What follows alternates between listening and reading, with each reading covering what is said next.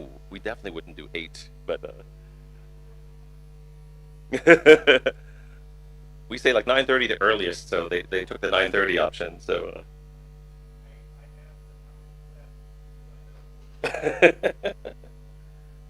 yeah, and I'm trying to log into the Event platform locally. Maybe the remote folks can get in, but I'm not getting into the platform right now. So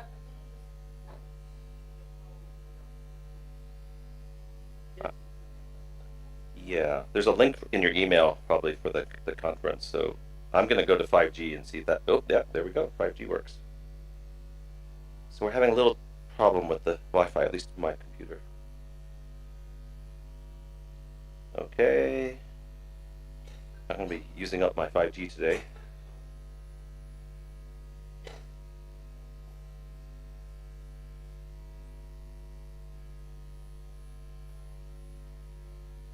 And then this is Nakuru, right? So we have 8 folks remote.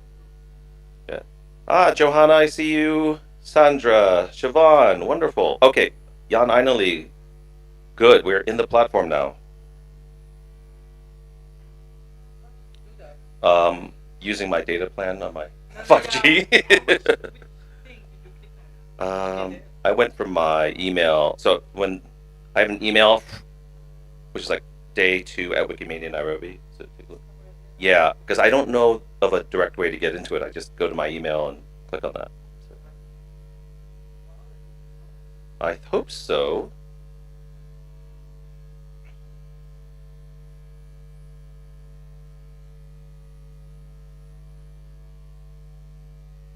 So if the folks on the remote, folks in the online, if you can hear us, can you give us a little acknowledgement in the chat? We just want to make sure the chat, the folks online can hear us or see us. You hear you. Good. Can you see us is the question. We got Florence Dewa here and myself.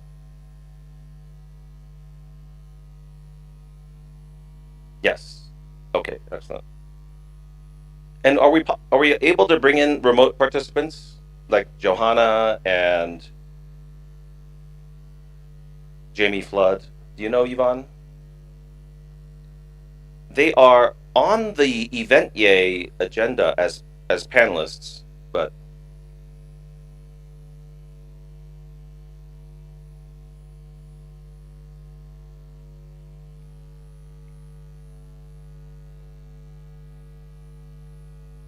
so for the remote folks, we have about 10, 15 folks in the room right now as folks are coming in.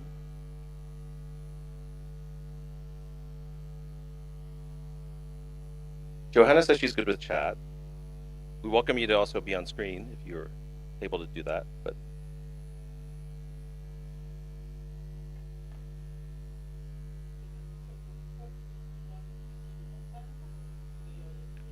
I think it's just this morning or yesterday. Yeah. But we should get started. We don't want to get too sidetracked with things. Okay. All right. So we'll get started.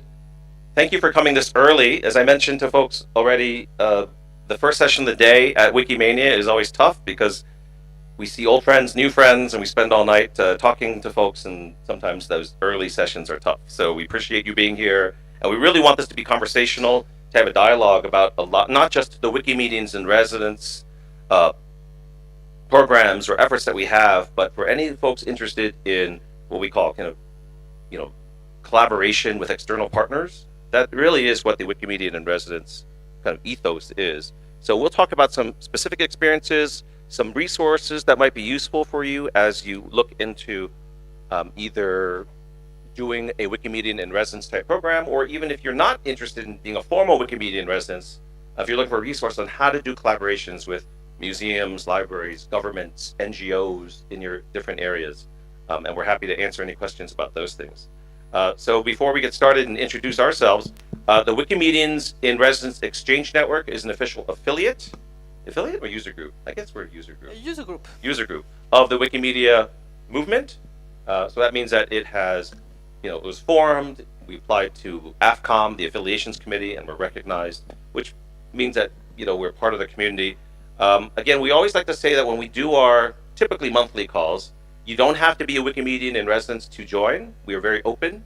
But if you're interested in Wikimedian in residence type activities, then we actually do welcome you to our conversations. A very quick background on the Wikimedian in residence program. If you look at the wonderful board that they created for the 20 years of Wikimania here, you'll notice that 2008 is a very special year in the history of Wikimania. And the reason why is because we had Wikimania starting in 2005 as just a bunch of Wikipedia editors at a youth hostel in Frankfurt, Germany. And then from 2005, 2006, which was with Harvard University in the United States, and then 2007, which was in Taiwan, we started to gain a lot of reputation within the global community, right? Wikipedia, when it was started, was just this weird little experiment by the side of the internet. Wikimania in 2005 was just enthusiasts. But then you start to see Harvard University in 2006. It was notable enough that a big university wanted to work with the Wikipedia and Wikimedia community. Then in 2008, when we had Wikimania, it was at the Library of Alexandria, and that was a big boost to us as a movement, right? We collaborated with a world-class institution like the Library of Alexandria in Alexandria, Egypt, to co-run a conference. So it was actually at the library. They had staff folks, they had Arabic language speakers, they had digitizers, they had librarians. It was a great conference.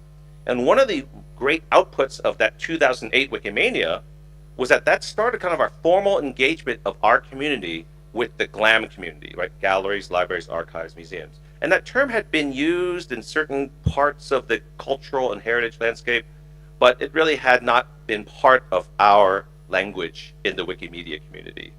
So in 2008, almost by accident, we did have a conference with librarians, but we had a special delegation of about 4 Wikimedians when the conference was over to go visit behind the scenes at the Library of Alexandria. And we had a tour from their director of digitizers, of archivists and everything. And that was really great. Phoebe Ayers, who you may know, who's on the board of the Wikimedia Foundation, was a librarian, and she arranged for this visit.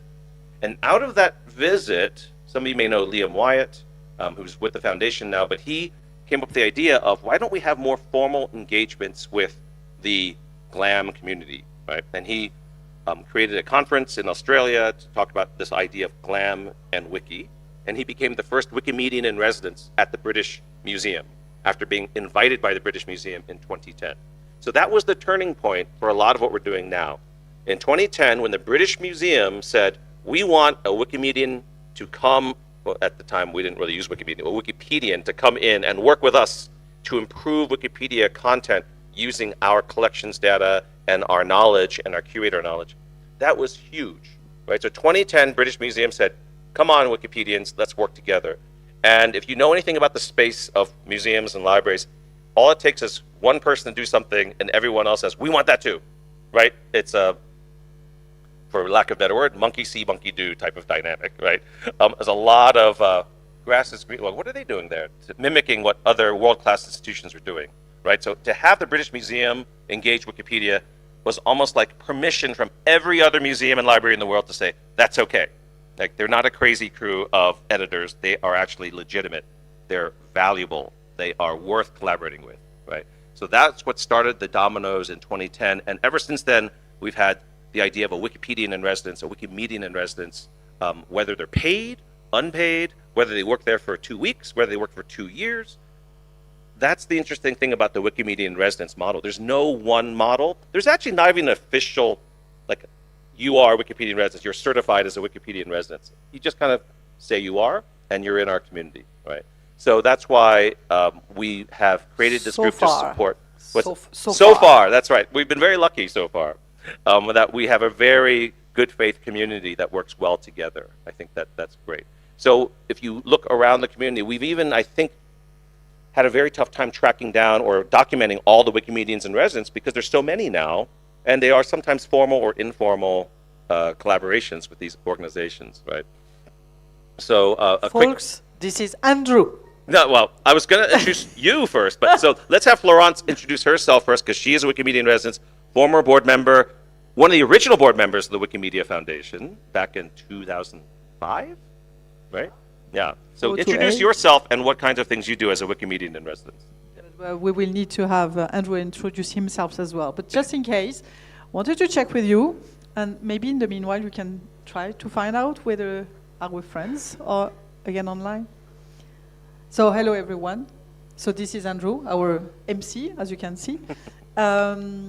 We host usually a little session at every single Wikimania for, I think, the past 5 years, at least, minimum. And so it depends. Each time we have different person, depending on what happened. I would like to just be sure that you guys understood what a Wikipedian in residence is. If you're not sure, please show of hands so that we can go again on this. No? It's clear for everyone what is Wikipedian in residence is? Okay. So we come in many different shapes and roles. So for me, I have been a Wikipedian residence part-time for the past 3 years. I'm on my 4th years, and I actually do not work for a GLAM. And I will need you, Andrew, afterwards to tell us actually where does the word GLAM come from, because I always thought it was coming from us, from Wikimedians, and it seems it's not the case. So I would like to clarify this. In my case, I work for a UN agency, which is called WIPO. WIPO is the World Intellectual Property Right Organization. So that's an organization based in Geneva.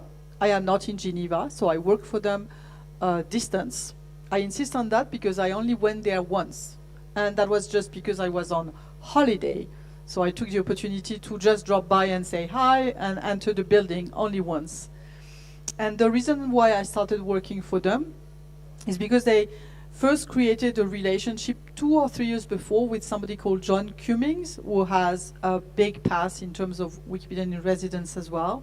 And John worked a little bit with them to convince of how we were useful. And I was doing plenty of other things. As he was mentioning, I joined as a Wikipedian back in early 2002. So I've been around for 22 years now. Yeah, 23 years. And I have done many different things, including founding Wikimedia France, co-founding Wikimedia France. And I've been on the board of trustees, on the first board of trustees of the Wikimedia Foundation. That was between 2004 to 2008. So I did plenty of different things. And at some point, 3 years ago, I ran into this opportunity to help WIPO work with Wikimedians.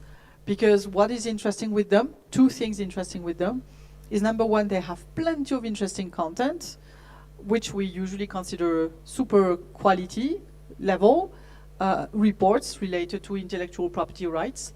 And the second thing is that in 2017, they decided to go under a CC BY license, which is pretty unusual for most institutions. So it's actually very easy for me to work with their content. So just to quickly finish on this, I worked for 2 years alone with them in English and French. And then they wanted to move forward, to do more with us. So they were happy. We had good stats, good feedback, improvement of the content. So they asked me first to add a Spanish-speaking Wikipedian. So I did that with somebody called Salvador. Salvador is not here attending today. And then the following year, they wanted to move into Arabic. So we added Mervat. She hoped to come to Wikimania, but at the last moment decided not to come. So we are now working with them in 4 different languages. So things are really growing. They are growing, and that's part of a full network of a UN agency working with WIPO. UNESCO is also involved.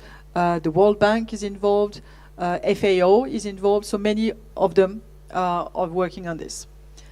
Roughly, that's about me. Again, that's a part-time activity, and in my case, that's a paid activity, which is not always the case for a Wikipedian residence. Now, about you, Andrew, how did you come into this? And please clarify for me whether we invented GLAM or the term. Oh. Is it from us, or is it actually something we borrowed? Because we are using the term GLAM all the time when we refer to Wikipedian residence. So just... Yeah, that's a good question. And actually, other people may know better the history of GLAM, in that it would exist as a term, but it probably wasn't as popular until other folks started using it at, 2010, 2015 timeframe. So I think we were I don't want to brag too much about our community, but I think we helped popularize that term more. But again, a lot of folks sometimes we omit the G part and just say LAM, right? Libraries, archives, museums, because galleries mean different things for different languages, right? So that's Okay. partially what we will say about the GLAM wiki story, right? So yeah, my name is Andrew Lee. I didn't introduce myself properly. I'm currently working with the Smithsonian Institution in the United States as a Wikimedian at large. So that's an interesting title, right? So it actually shows that we've evolved some of these titles over time. If we go back to our wiki page, I'll try to find it. There we go. You notice that we are Wikimedians in residence. As I mentioned, it started as a Wikipedian in residence in 2010, and then Wikimedian in residence. And then what happens is this in residence part is kind of a positive and a negative sometimes, right? So the idea of someone in residence, and it used to be, we knew like of artists in residence, editor in residence. It always felt like it was you're a guest within those walls, right? You're temporary within those walls. You're not really part of the organization, but you are tolerated perhaps for a little while, right? So we always felt like there were some things that could be improved on in that area. So that's why Mike Dixon of New Zealand came up with this idea of he's going to be the Wikimedian at large, which is an interesting evolution of that title. So you might see that title as well of someone at large. And then when the Smithsonian Institution wanted that same kind of function of bringing in a Wikimedian to help move their content, which is mostly, CC0 or freely licensed, they asked me to come on board, and they really liked this idea of a Wikimedian at large. So you might see that title as well used within the movement, right? So if you don't know, Smithsonian Institution is a very odd title, but it's kind of like our national museum system in the United States, right? So more than 18 museums, libraries, and even a zoo are part of that network of cultural and heritage content that we have at the Smithsonian Institution. And that's kind of a dream come true, at least for me, but also for our community, that the world's largest educational institution, which is the Smithsonian, is engaging with Wikimedia work. And we can talk a little bit later about how this has been a challenging time in the United States, especially to keep a lot of these Wikimedian in residence programs going. And we can talk about that later in the session. Before that, I worked with the Metropolitan Museum of Art as a Wikimedia strategist. We also have Richard Nipel here. Raise your hand. And we can also go around and have other people introduce themselves as part of our Wikimedia in Residence Exchange Network to tell us a little bit about what they've been doing in this area. But Richard and I work with the Metropolitan Museum of Art, yet another kind of dream come true of our community to work with one of the most prestigious art museums of the world to move their content and to work together with their curators on content on Wikipedia and Wikimedia Commons. So that's my story, and I've kind of been there from the beginning. I was on that site visit to the Alexandria Library where we started a lot of this work. So that's kind of where we are with the Wikimedia in Residence Exchange Network, and we invite you to come and join our work that we have. There's two main channels, and I can repeat these or put them up later on, that we use for Wikimedia in Residence Exchange Network. We have an email list, so if you look for REN-L, which is the mailing list that we have, it's not high traffic, it's just a way for us to keep in touch with each other. And then we also do have a global Telegram group that is for the GLAM community, and that is something that we use as our kind of main connection point for not just the wiki page. And the wiki page, of course, yes. So we actually do have, if you go to the discussion page here, you can leave notes and talk to us there. Right? If I could maybe interject a little bit, back in 2024... No, introduce yourself. Introduce yourself. Right. That would be a good idea. Maciej Gruchal from Slovakia here. Last year I was at the Wikimania 2024, and there was a little bit of a meetup as well. So at that point I created a channel on Telegram as well for Wikimedians in Residence, which as of now has 19 members. Not much happening, but perhaps it could be another channel to use. Is that listed on the meta page?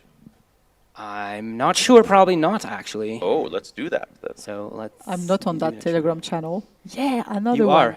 You are. I am. Are you, or you're I don't saying? know. I don't think I am Okay. because I'm on this one. So maybe there's So another can one. I- So that's the fun thing. That's a user group which is very fluid. I would call it this way. each time we do a session, sometimes it's a big presentation, sometimes it's a pure workshop, sometimes it's just a get-together. And you might wonder, maybe while you're looking for some resources, how do we become a Wikimedian residence? There are different opportunities. Sometimes it's just because you already work in that area, in that sector.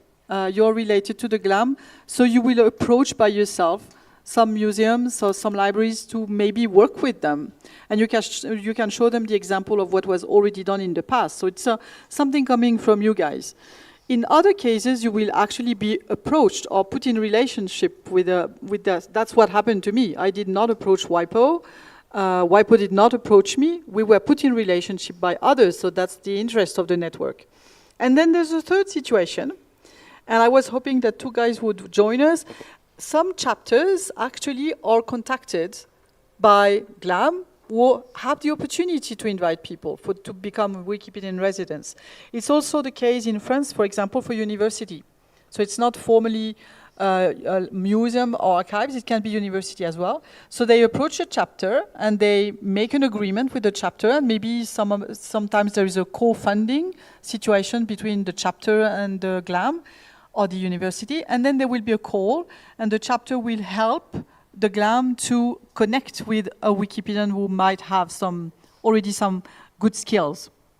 And in France last year, we got approached like this. There were 4 positions offered. Wikimedia France helped connect and get 4 people hired, and 2 of them are somewhere in the building. And apparently the experience worked well, so it will be renewed this year. So again, some people are just literally proposing themselves for a job position somehow. Right. So those are the different ways. Maybe there are others. Right. Pretty fluid. Yeah, that's right. So yeah, please do put the Wikimedian resident, the channel on this page, because I'm not part of that either. So I think you are. When I look at the list of members, I see Andrew and Florence there. Well, maybe we're not active. I don't know. We need to be prodded again to participate. I wrote in there. So, okay, great. But I'm gonna try to put it there. I'm Excellent. not exactly an expert in that, but it goes up. Yeah, bubble up. That's good. Yes, we had a question or a comment. Yes, we have a mic. Thank you. Hello, I'm Fandi from Indonesia. So could you elaborate the existing WIR in Southeast Asia, especially in Indonesia? Thank you. So Wikimedians in residence in Southeast Asia, you're talking about? That's a good question. I mean, we have talked more about working with the ECAP community. So folks don't know, that's East Southeast Asian Pacific community, to do more Wikimedian in residence type programs, right? And again, this is a great example of where we don't necessarily want to just keep it to just libraries, archives, museums, which is the traditional definition.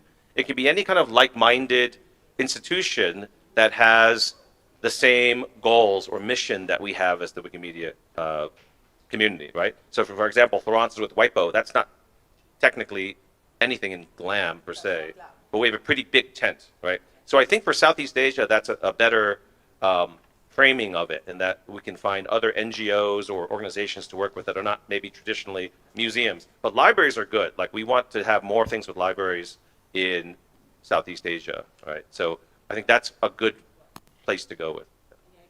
I work at a university. Oh, use mic?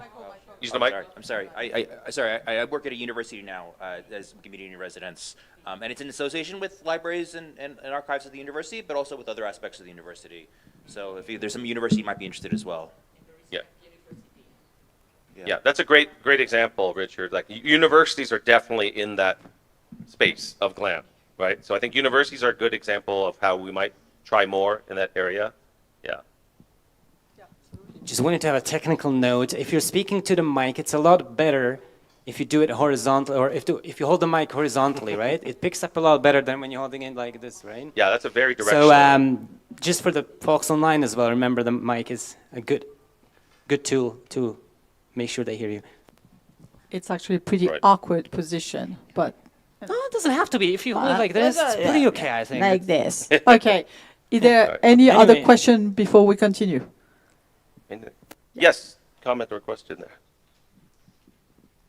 So I'm Jeremy from Indonesia, but I would like to clarify that most of our cooperation is done with the user group. So for example, we lately had a cooperation with the Ministry of Culture, Right. and have been some cooperations with the museums in the past. But I think the problem with the Wikimedians in residence is that most of the museums on our part are managed by civil servants. And the problem with Wikimedians in residence is that definitely we aren't civil servants, right?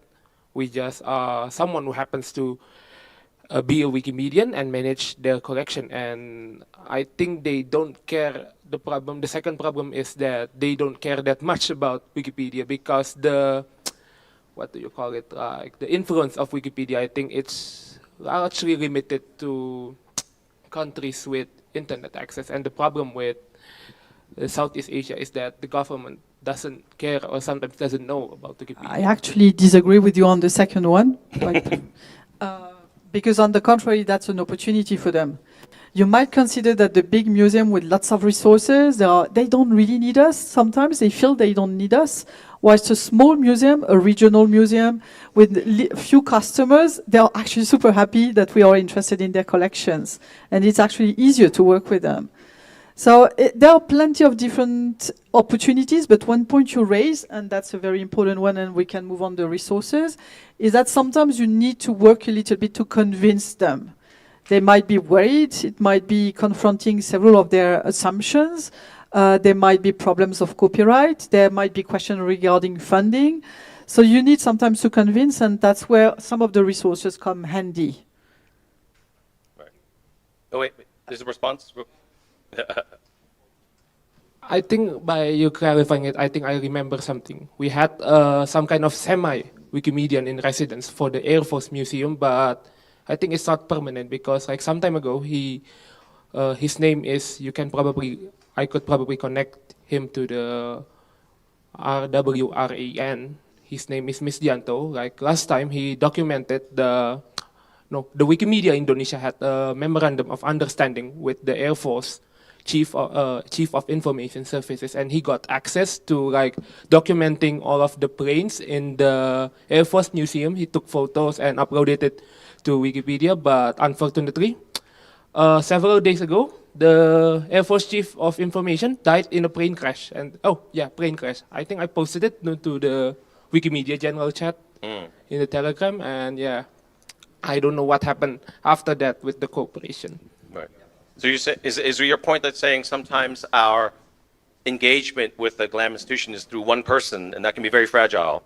Absolutely, I completely agree with you. And that is a real problem that we have in the community, is that if you don't have long-standing formal ties, a lot of it is just one person knows one person, and if that tie ever goes away, whether it's by accidental death or the person leaves the institution, that relationship just goes away overnight. I completely agree with you. And we have that same problem in the United States as well, where we have one champion within the organization that brings in the Wikipedian, and if you don't really, make that a formal or lasting or durable connection, that's why we have Wikimedians residents come, go.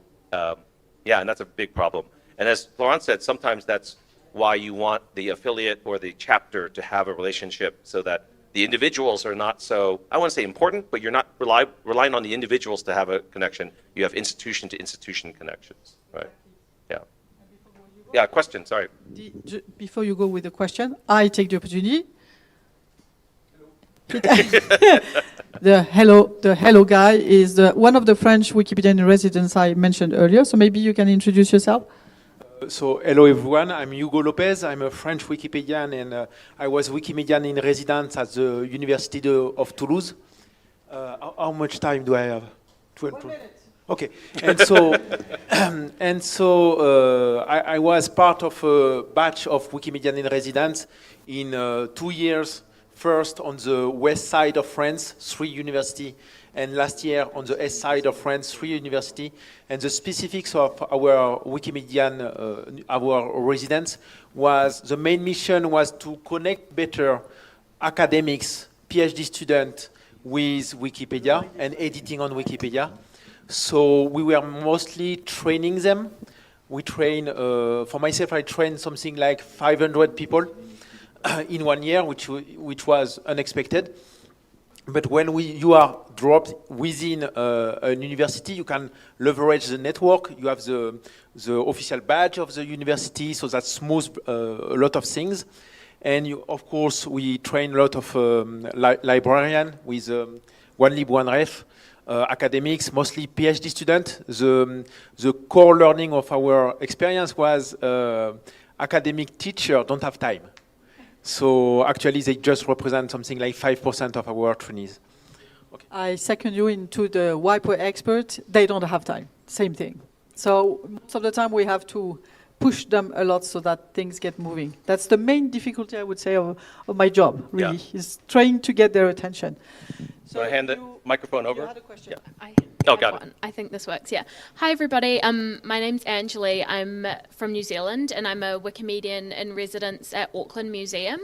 I just kind of wanted to talk to what we were saying before, and what Andrew mentioned about two organisations kind of being supporting rather than it just being the one individual. So I originally am a glam professional, but my role is completely supported by Wikimedia Aotearoa New Zealand, which is our local chapter.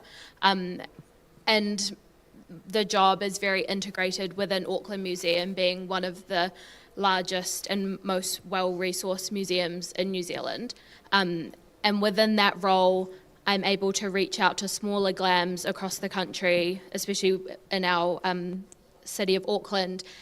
And the reality with those smaller glams is that they are not able to hire a Wikimedian in residence and have somebody, they don't have the resources for that. So my job is not only within my own institution, but also helping other smaller institutions by providing training and resources, and hopefully they will be able to integrate Wikimedia work within their museum practices without having to have a full-time Wikimedian. So that's just another way to approach it that I wanted to mention. Yeah. Great, thank you. I just want to reflect something that's in the chat. Some of you may know Siobhan Leachman. She was Wikimedia laureate, was it 2 years ago? And she's just announcing in the chat, so I want to make sure we have it right here. She says she's going to be starting as a Wikimedian in residence at the New Zealand Government Biodiversity Research Institution, starting soon, in the next few weeks. So glad to hear that. If our connection was better, we could maybe have her come in on video, but I just wanted to make sure you knew of Siobhan, who's been a great member of our Wikimedian in residence community for many years, and she's been advocating not just for her work, but for folks like you to get involved with the community. So I'm glad you could make it, and great to hear from you. Je peux poser la question? Yes, go ahead. Bonjour, je vais parler en français. Je suis Arnaud, je viens du Cameroun et j'ai une question. Je ne suis pas résident, je suis pas Wikimédien en résidence, mais le sujet m'intéresse. Je voulais savoir, ça se passe comment la démarche? C'est soit le Wikimédien qui va avec les institutions ou bien c'est l'inverse?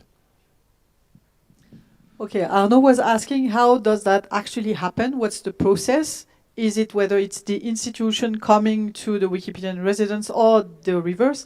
So I shortly mentioned stuff about this. It honestly is any type of situation, but I would say in most cases that's definitely not the institution coming to a very specific person unless there is already a connection between them. Because they don't know you, they will not trust you by default. So that's why it's very interesting to have chapters involved in this. In both cases, there are nice go-between. Sometimes they can do the contractual agreement, so it can be very practical. Sometimes if the institution doesn't have money, then the chapter can support a little bit more, have some funding for this. And most of the time, otherwise, I feel it's mostly connection. For example, when I asked Salvador and Mervat to come help me, it's because I knew them and I trusted that they would help. So it's this type of situation. That's why sometimes the Wikipedian in residence, they start in one contract and then, it does some rolling things. It works over time.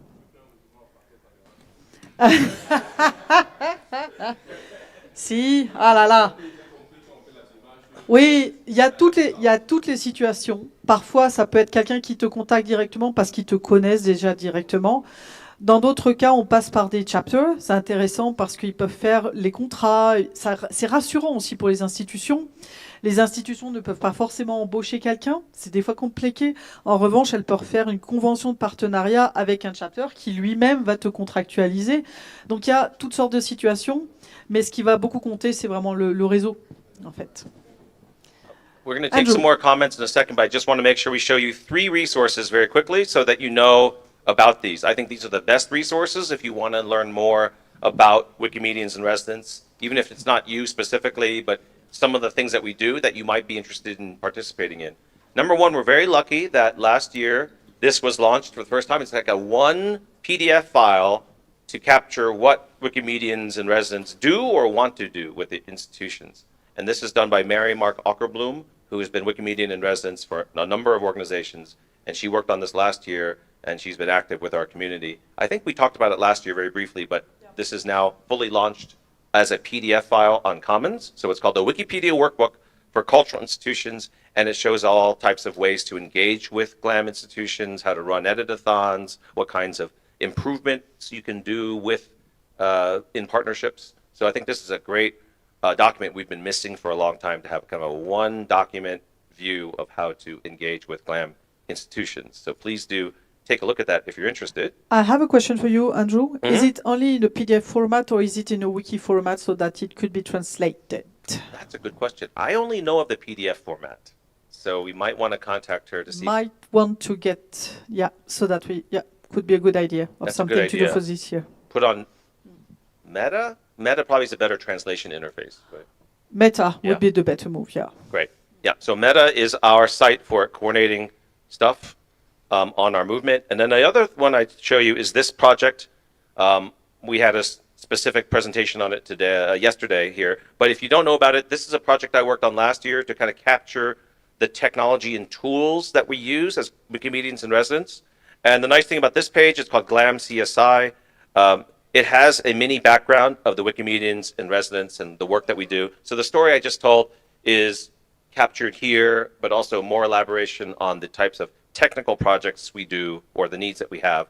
And it has a full report on how to, how we're using these tools and what kinds of activities we're engaged with. And I think the most important here is that we actually have captured here a bunch of what we call user stories. So these are typical scenarios that we've kind of captured as to what these engagements might look like with GLAM institutions, such as running an editathon or doing a Wiki Loves campaign or using the ESA tool. So one of the winners yesterday, right? One of the winners. Yeah. Tell us about the winner yesterday who built this ESA tool. Yeah, Eugene, you may remember him as the Developer Prize, I think, award.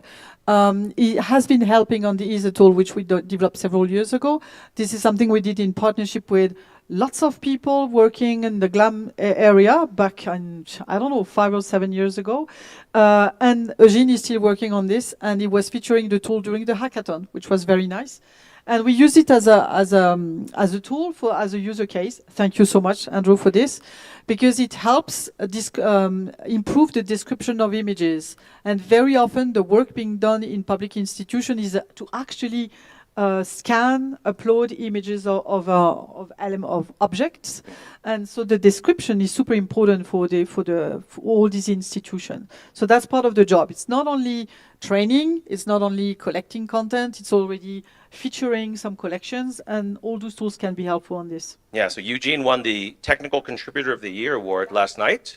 I did not even know about this. I was so shocked and surprised, and not surprised, but just so thankful. And he created this tool. And the most important thing to know about this tool is that this is a way to have public engagement without them needing to know how to edit Wikipedia, right? So this is basically a tool that allows you to look at images, and then we ask them, the participants, saying, what do you see here? And this, you can see here, do you see a water tank? Do you see a bridge? Do you see a road? Do you see a person? And he said this on stage, I think, saying every country in Africa has used ESA tool in some way as a engagement for wiki content, and that's amazing. 880,000 contributions. Yeah. He said it reached 1 million. Yesterday, he told me think it it's a reached million. 1 million contributions. Yeah. So I think it's a great example of how it doesn't have to be Wikipedia editathons we work on. It can be all types of different things. So this is a great tool, and I'm just so happy that in the end we only could choose 7 user stories as part of this set, and I'm so glad we choose ESA because it's an award-winning tool, and it won Cool Tool of the Year. Like That was the cool tool, Last year. long story cool tool of last year. Yeah, and we also won the Wikidata award a few years back as well. It was funny.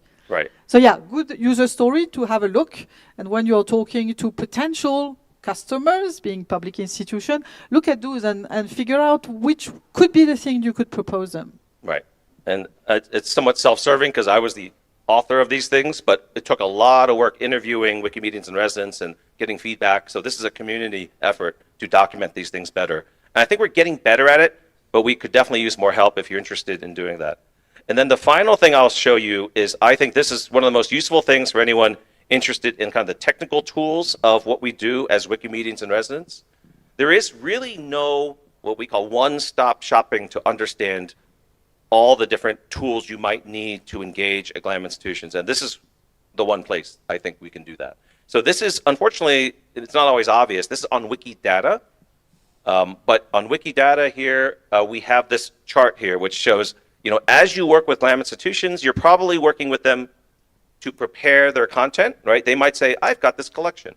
I've got a list of artists. I want to see whether I can improve on Wikipedia. I've got 10,000 images, right? So you need to prepare that. How compatible is their data set with what we're looking for on the Wikimedia project, right? So this kind of documents the whole chain of engagement maybe here. So you want to prepare content. You maybe want to see what matches up, what we call reconciling the data.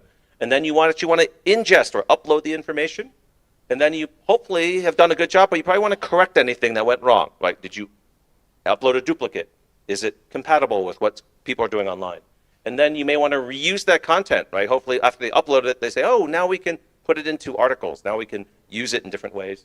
And then finally, we want to show impact. And this is where we've kind of fallen short in recent years, that why would a GLAM institution go beyond the first year of engagement? They want to see metrics, right? They want to see, like, how many pages were my images used on? How much traffic was there? And for years, we were pretty good at doing this, but in recent years, some of these tools are breaking, and we're not replacing them. So we're finding some of these Wikimedian residents' engagements are very fragile because if we don't have great reporting tools to say, here's the traffic, here's the downloads, why would a GLAM institution renew the contract of a Wikimedian residence? And unfortunately, in 2025, we're seeing a lot of non-renewals. We're seeing a lot of no new engagements. Some of the tools further up the tool chain are broken as well, right? So this is one of the best one-stop shopping looks at the content that we have, or the tools that we have along the whole path for Wikimedians and residents. Of course, nothing is easy. You need to dig in and test because some of these tools are actually deprecated and still mentioned. Yeah, so we need to clean up that thing.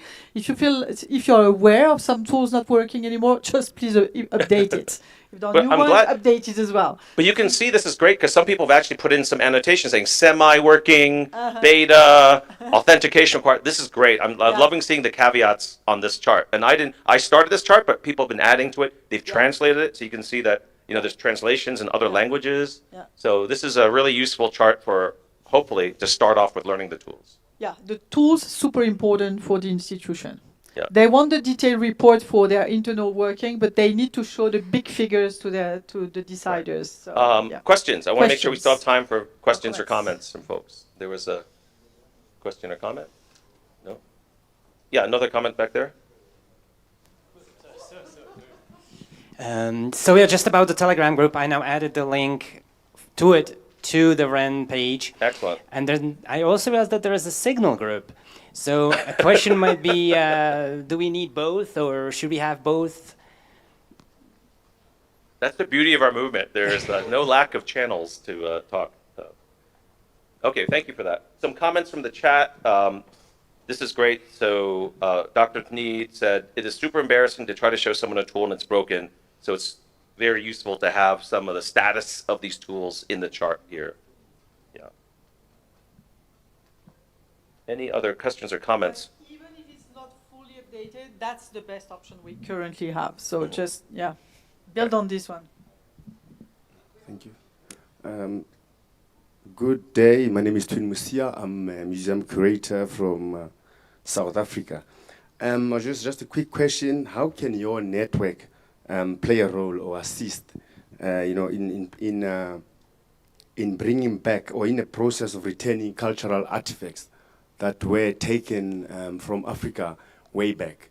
I think that's really, really important, and there's still a huge challenge in getting back artifacts that was taken during colonial times. So my question is, how can your network and Wikimedian in residency play a role in actually getting back these artifacts? Thank you.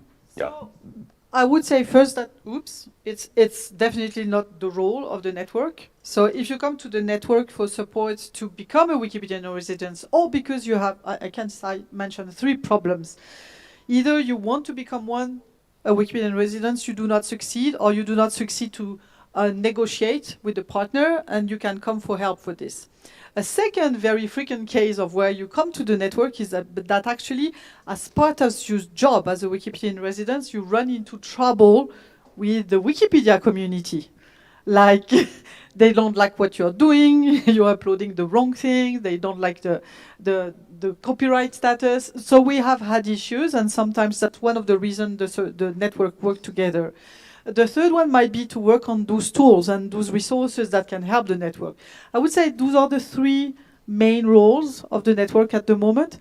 So your comment is completely legitimate. That's not part of the role of the committee to do that. However, some Wikipedian residents are working on that topic. But the best person I knew in the past working on this type of topic was typically Sherry. I remember they mentioned that they were working on such things in the past. I don't know if it's still under, I haven't seen her for a couple of years. Right. So I don't know if she's still working on this. But we can talk about this further, but normally that's the role of the network. However, some Wikipedian residents might work on that topic. Right. Yeah. Yeah. Richard, in a second, I just want to let you know that I agree with you. And one of the things I think, we don't have a direct influence in the Wikimedia community, but we are part of the chorus of folks in the GLAM community that are pushing for decolonization and repatriation and these types of things. So for example, Smithsonian, the organization I work with, was part of this group, including the Metropolitan Museum of Art that Richard and I worked with, that at least in 2021 said, yeah, we are actually actively trying to return these things, which is heartening. I don't know if in 2025 this effort is as healthy, at least in the United States, but at the time I think we were the Wiki community was part of the, I think, global conversation to say, let's try to do better in these areas. So I think we had at least a good voice to advocate for that. Yeah. I would say, in general, a good thing that Wikimedians and residents can do, and people working with cultural organizations, is documenting provenance. Saying where, if you're working at a museum where something is being housed, you should say where it comes from and under what circumstances. If you're working with a cultural organization, maybe in a country where, artifacts have been looted over time, you can help improve some of the articles about those artworks wherever they are in the world. And the nice thing about Wikipedia and Wikimedia in general is that, despite having some affiliations with things, our work on Wikipedia does not belong to one museum. It belongs to the world. And we can sort of document, and all people from all around the world, as long as you have some documentation about the history of the provenance of a work and types of works, you can help document that. Thanks. Great. And in the chat, it looks like Jan and some other folks are adding tools to that page as we speak, which is great. That's why I always like bringing up that page so that it's an evolution, right? We want to keep adding more information, annotate it, let us know. You can go to the talk page and let us know which tools might be broken or you want to add. We're missing the whole set of the API on Commons in the last report one, which I'm still exploring, but it's complicated. So yeah. Yeah, that's a good point. There is a new Commons API. Exactly. That's the one missing in the last column, but yeah, it's not so easy to use. Great. Any more comments, questions? That would be the last second one. So final super important point. Nope. All right, thanks. Well, feel free to contact us or go to the Wikimedians and Residents Exchange Network meta page, sign up and join us. All right, thank you, folks. We're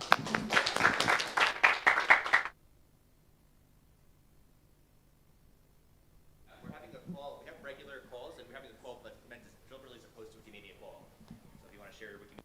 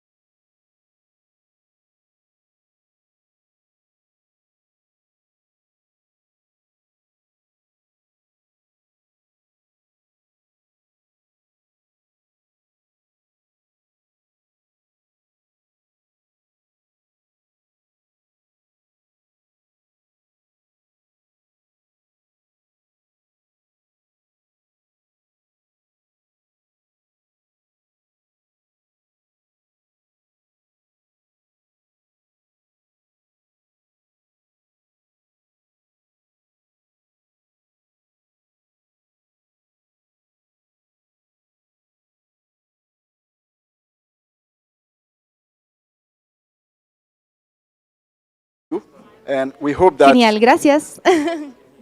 we hope that you'll be able to connect, learn, and share more about some of the projects you are working on to support open access and how cultural heritage can improve your work. So, Jemima, can Jemima, is she online? Can someone okay. Thank you for joining us, Jemima. And my name is Sadek Shahadu. I will be moderating this session, advocating for open access to cultural heritage, targeting UNESCO and the Tarok initiative.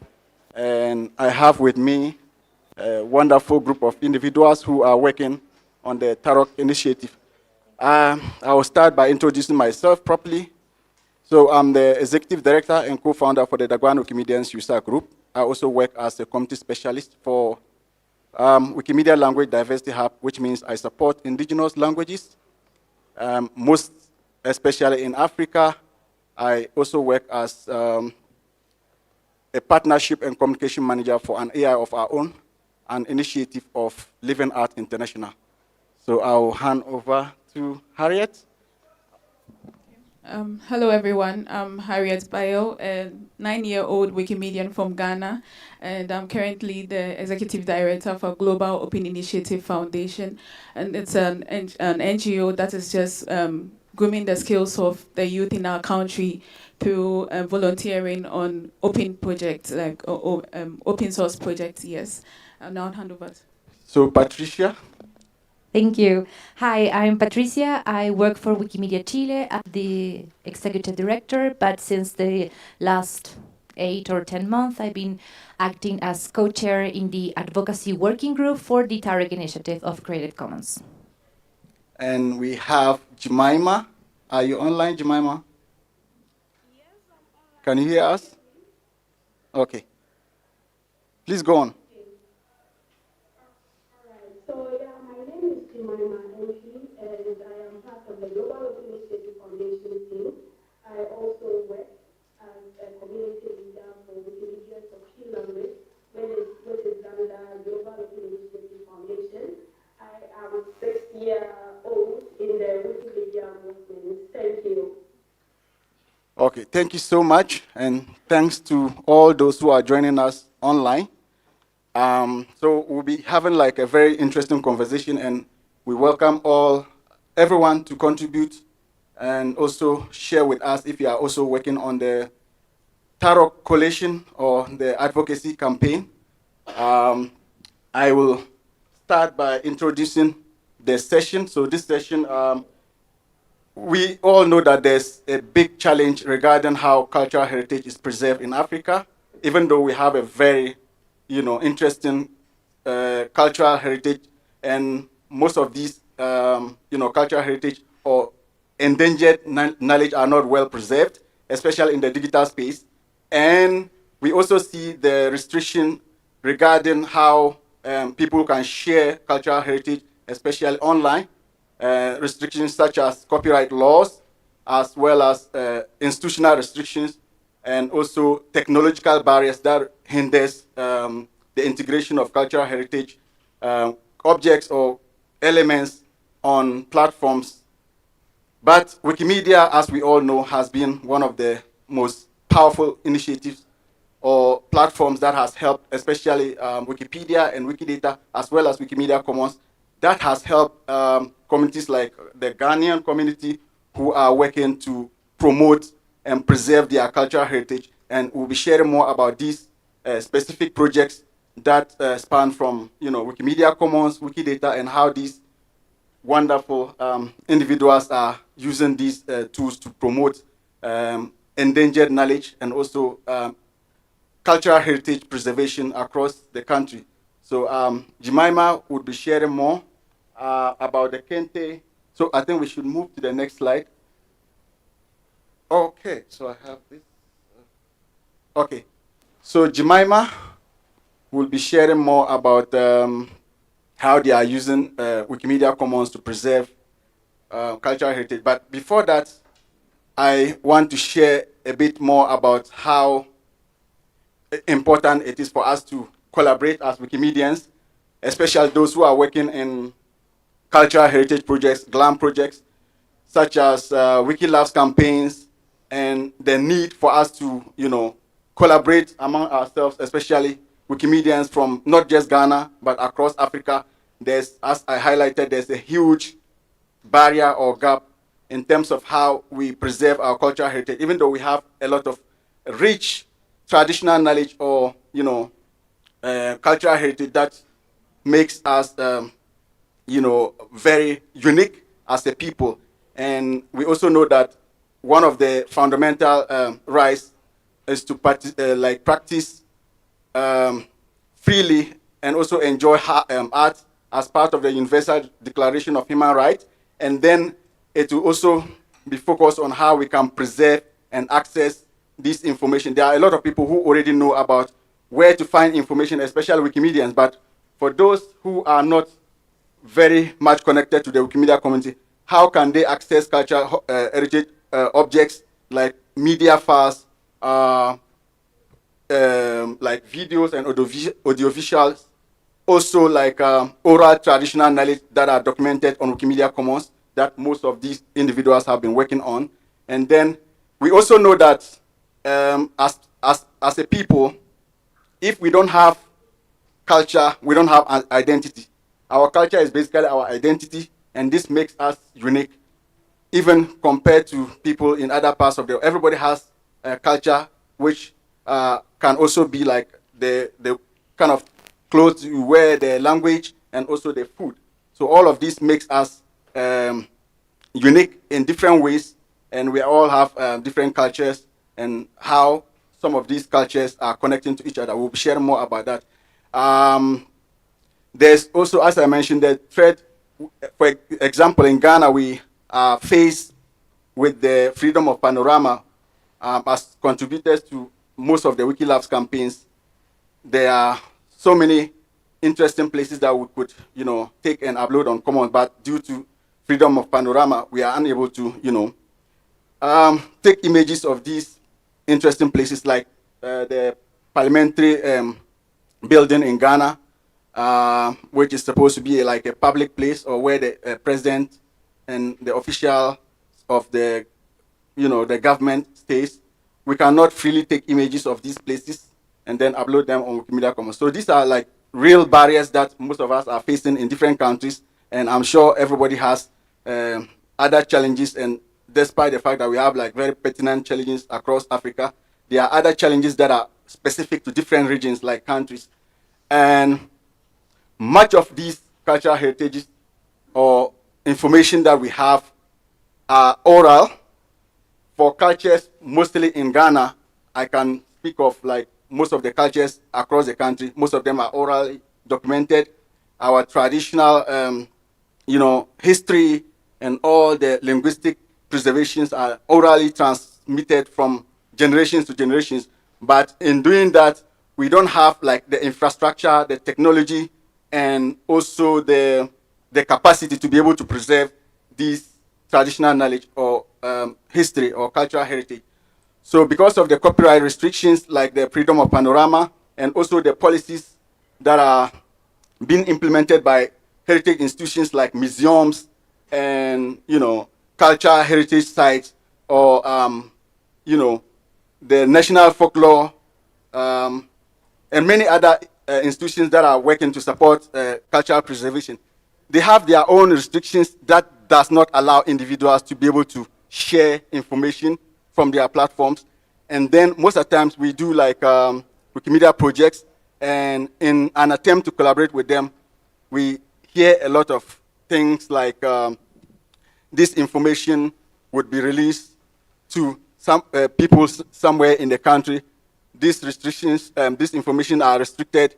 They are traditional knowledge that is specific to us. We don't want to share it, and a whole lot of things. But as Wikimedians, as we are always looking for different ways to, collaborate with these individuals, different ways to, explain to them what the importance is and how important it is for us to collaborate with them as institutions, especially when they are publicly funded. So I will move to the next session where Kente, as most of you may be aware, Kente is one of the fabrics that is highly notable and is specific to people from Ghana and some parts of Togo and Burkina Faso. So Jemima and her team from the Global Open Initiative and the Tree community have been working to document Kente weaving and the history behind the Kente and the different names and so many other things that people need to know. And if all of you would remember, there were a lot of information recently about how some athletes from America, I think it was a football team, that styled themselves in the Kente clothes, and it was quite viral, and we're very excited about that. So Jemima, are you online? We'll be hearing more about this initiative and how it has helped in the advancement of cultural heritage preservation. So over to you, Jemima. Yeah, thank you so much, Sadi. Please, I hope you can hear me well. Yes. Can you hear us? Okay. Yes, okay. I can hear you, Sadi. So I'm really happy to be here with you today, even though I am joining virtually. I'm glad to be sharing from a community perspective, as you rightly mentioned. We are using campaigns like Wiki Labs Africa, Wiki Labs Folklore, where we take pictures and videos to document and preserve our cultural heritage on Wikimedia projects like Wikidata, Wikicommons, Wikipedia, etc. And also some powerful projects that we, the Global Open Initiative Foundation, have been embarking on to preserve our cultural heritage. We have worked on projects that go beyond just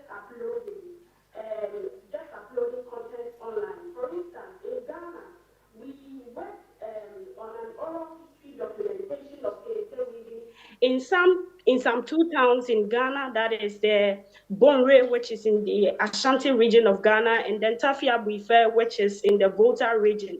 This wasn't just about taking pictures of cloth. It wasn't just about taking pictures of cloth. We sat with the weavers, listened to their stories, their techniques, and the meanings behind every pattern. We turned those oral traditions into digital content that can now be accessed globally thanks to Wikipedia. Similarly, we documented bead making practices where we captured not just the craft, but the cultural significance of beads in Ghanaian ceremonies and then the identity. These projects are very powerful because they preserve endangered knowledge. They also create pride in our local communities, knowing that their culture is being represented online. Through Wiki Labs Africa and then Wiki Labs Folklore, we opened the door for more people, young people, elders, and also artisans to tell their own stories. And it's not just about contributing photos or articles, it's about owning our narratives. One of the projects I'm passionate about currently is Afro Curation, where we bring together African youth, cultural experts, and Wikimedia communities to create content about their heritage in their local languages. I've seen firsthand how students light up when they see that their local festival or ancestral craft is now part of Wikipedia. It gives them a sense of ownership and pride. But all these efforts, as impactful as they are facing or face a big challenge, that is access. We can document as much as we want, but if institutional policies, copyright laws, and then digital barriers are not addressed, the content remains locked away and under threat. That is why the Tarok initiative is important to us. Now, let's talk about community action. The part I want to stress is this. Documentation is not enough. To me, documentation is not enough. Access and inclusivity is what make documentation meaningful. I remember when we did the Kente weaving documentary, the weavers asked us, will our grandchildren find this when we are no longer here? And that question has stayed with me. It has stayed with me ever since we did that documentary, because it's not just about uploading videos or writing articles. It's about making sure these cultural treasures are accessible to future generations without restrictions. And that is why the Tarot advocacy for open access policies and copyright reform is something that directly impacts all of us working in these communities. It ensures that when we document a weaving pattern, a folktale, or a dance, it remains open for all, not locked behind institutional gates.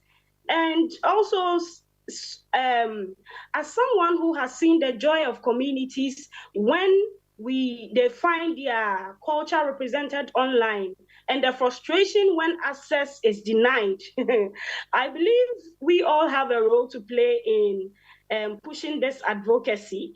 When we start with the Kente weavers in Bonre in the Ashanti region of Ghana, one elder said to me, our cloth carries stories, but if no one listens, the stories die. And it is very true. They say the words of this man actually stayed with me, because in today's digital world, listening means documenting. But even more importantly, if it means making that knowledge open as and knowledge open and accessible it's accessible to everyone and everywhere. That is why we document. That is why we advocate. And that is why Tarot's mission is personal to we, the advocacy circle group, because it's not just a policy matter. It's about the survival of our identity. And as Africans, communities, we cannot afford to wait for someone else to protect our heritage. We are the guardians of it. So today, I will invite you all, I am inviting you all, whether you are a policy maker, a Wikipedian, a cultural worker, or just someone who cares. Who cares to join this movement? Let's open the doors for every researcher, every curious mind has the right to see, hear, and then I think learn from it. If we don't fight for open access, trust me, who will? No one. No one. And to close my presentation, I have this quote that I want to leave with all of you. And I believe that cultural heritage is not meant to be locked away. No way. It means it's meant to be lived. It is meant to be lived, shared, and then passed on to generations openly. That is why we need a document. We need to push to UNESCO to help us do this. Thank you very much, Sadiq. Much, Jemima. This is very inspiring, and it's amazing to see how young people can, mobilize themselves, go down to the community, speak to elderly people, learn, and then get all of that onto the digital ecosystem where people can make use of and also benefit from the rich culture of people from Ghana. Thank you so much. And so I will move to Patricia. As all of you may be aware, there are a lot of initiatives or campaigns globally that are focused on specific topics. So the Tarok initiative is also like a coalition of organizations or groups or individuals initiated by Creative Commons, and the meaning is towards a recommendation on open cultural heritage for UNESCO to open up cultural heritage preservation laws or support this initiative so that more people can share their cultural heritage online freely without any restrictions, and also organizations that are already closing their doors on this kind of information can open up and provide access for more usage. So Patricia has more. Thank you, Sadiq. Well, what's happening with Tarok and what Tarok promotes, it's something that we as Wikimedians have been doing for a while, right? Try to open the doors of cultural heritage that are sometimes unlocked within certain institutions that are not necessarily very collaborative with us, right? So it's not new to us, and it's not weird that the fact that so many Wikimedia chapters and affiliates are already part of the coalition, right? Because it really resonates with what we do in our everyday work, right? So what's new about Tarok, it's, well, first of all, the idea of working together for this, in this project or mission. And ideally, it will give us a framework to keep pushing our different institutions and states to engage with this mission, right? So the idea is to, to push this recommendation through UNESCO, something similar to what's already happening with the recommendation for open science or for open educational resources. So it's not going to be a document that, it's not going to be something mandatory for the states, it's a recommendation, but at the same time, it will, just like I said, it will eventually give us a framework for a common understanding on the importance of protect through documentation and through digital tools, but also what our colleague just said, the idea of access and accessibility. Because what's the point of having all this cultural heritage trapped if we cannot use it? And also... Chief Director for Wikimedia Chile, and she's one of the individuals who is at the front line advocating for this. So as you can see, these are the list of organizations or institutions that are already part of the coalition, and if you want to join the membership, how do they join, Patricia? How do you become a member? Oh, okay, so maybe Harriet will guide us. So our next panelist is Harriet Bayel from the Global Open Initiative. She's the co-founder, the executive director for the Global Open Initiative, and she will be sharing more about how you can be a member and some of the activities that they are doing to ensure that more people or institutions join. So Harriet. Just for context, these are just the initial members. So I know that there are some more Wikimedia organization affiliates that have joined the movement after this was first published. I know of Wikimedia France. I also know of the Wikimedia Foundation even being a solid partner of this movement. I would like to highlight the role of Africa in this particular initiative. The reason being that this particular recommendation is for the United UNESCO, those who are part of the UNESCO group, and we know there are about 194 of them, and I can confirm that we are about 54 for Africa. So you can imagine the importance of adopting this coalition for Africa. And as already highlighted, we are Wikimedians and we understand the importance of open access. Because when we have open access, then that means we are able to document more, and then we are able to preserve more, and people can have access even more. So in terms of the coalition, I could say that there are about 4 groups so far from the African region that are presently participating in the coalition. And we are saying that this is for 54 countries in Africa. What happens to the 50 that is left? And what is actually in place that we just have about 2 or 3 Wikimedians, and then the rest are not involved. So this is more or less like a call to action. This is also more of an awareness creation about this happening and the need to be involved. I learned about something called, it's either practice before policy or policy before practice. And you all agree with me that we are already practicing. open access, trying to conscientize people to open their culture, to document even more. So that's the practice. But you also agree with me that it is important to have policies because they better support the initiatives to document more, to open doors more, to preserve our culture. And so this is where we come in. We should be advocating for our heads of states, those who are the custodians of culture, to be open, to share their knowledge, to be trained so that they can also document, because sometimes it's about capacity. It's not that they do not want to share, but probably it's about capacity, or they do not have the knowledge of the digital world.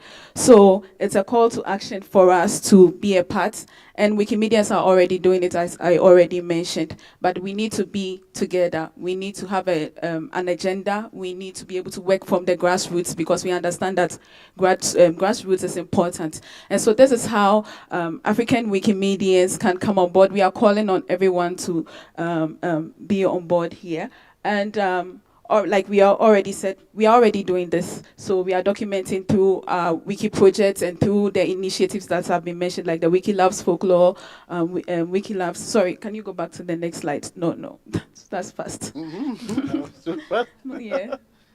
Yes. So no.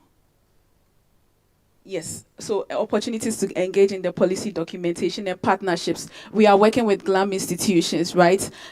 So we have to leverage on such partnerships to be able to bring on board people and then come up with a solid recommendation that will be adopted. And then we can freely be able to document and also access the knowledge that we want to. And we as Wikimedians, we have the lived experiences. So we can bring on board more people that will be able to achieve this goal. Can we move to the next slide, please? Yeah. So ways we can contribute to this. We do not have the recommendation that has been accepted yet, but we also know that we are taking the initiative of documenting our culture. I know about Wikimedia Nigeria having documented their oral history in various languages. We also did that for the Kente weaving in the local language, both Ewe and then in Chi. And also even for some rites like the Depot rite, which is a puberty rite. We've all done a documentary on that.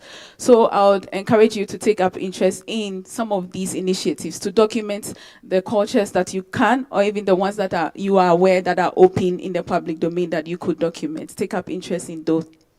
And another way you could also be a part of this is to join the Tarok Coalition. And we already mentioned that these are people who are like-minded in the vision of open access. We understand this very much, and so we could advocate for the need to adopt this recommendation or the need to support this, and then heads of institutions, the governments would accept this. And also we should support copyright reform for open heritage. If we are not supporting it, who else, like Jemima rightly said, if we are not making the efforts to support the copyright reform, who else will do this? So next slide, please. No. Yes. So how can you join? Yes, thank you. So how can you be a part of the coalition? So there's a QR code, you could scan it, but there's a membership form where you could just you just tell us how you have even embarked on some of the projects that are aligned here in terms of documenting a cultural heritage, or even missions that you've embarked on. You could also conscientize other people who are supposed to be in the room and probably are not in the room. You could conscientize them to join the Tarot Coalition. And also, you could read more about the Tarot Coalition Statement of Commitment, which tells us what we are looking for, what we hope to achieve in the next year, and then going forward. And as Patricia already said, we have an advocacy cycle. The purpose is to ensure a more connected grassroots development. Sometimes we have different contexts. For Ghana, sometimes it's bureaucracy. So even if you are trying to bring people on board, there's bureaucracy. But for other nations, it might be a different hurdle to this. So to better support that form of grassroots development, we are having the advocacy cycle, which has that of Africa. We have Latin America as well, and various regions where you can join, be a partner, be a member of that advocacy cycle, and then together we can achieve that goal of setting the recommendation, at least having 2 countries proposing to adopt this recommendation, and we can push it out there for UNESCO to finally accept this for us. And it will help us as Wikimedians in the work that we do. Yep. Thank you. So before you wrap up, okay. Yes, thank you, sir. Yeah, I just wanted to add that, well, one of the initiative or the working groups have two mandates. We'll create a document that eventually will become the recommendation, and the other group in which I was participating was to create an advocacy strategy. Those documents are available to use for those who join the coalition, so don't be afraid if you're not necessarily have too many experience in this area, because the idea of this initiative and the coalition itself is to help each other, to share resources, connect with each other, learn, for instance, what is happening from the African circle or from the Latin American circle. And even though we have different contexts, at the end we face the same limitations when we are trying to push this type of project. So join, shared, and just like that we will conquer. So just curious, how much do I pay to join? Like, just do I have to pay something to join? You have to pay? No, I mean join the coalition. Do we have to pay? No, Okay, no, all right. no, Thank no, you for no. that. So, do we have any question for Harriet, Jemima, and Patricia? And before we have a hand. Okay. Can someone help?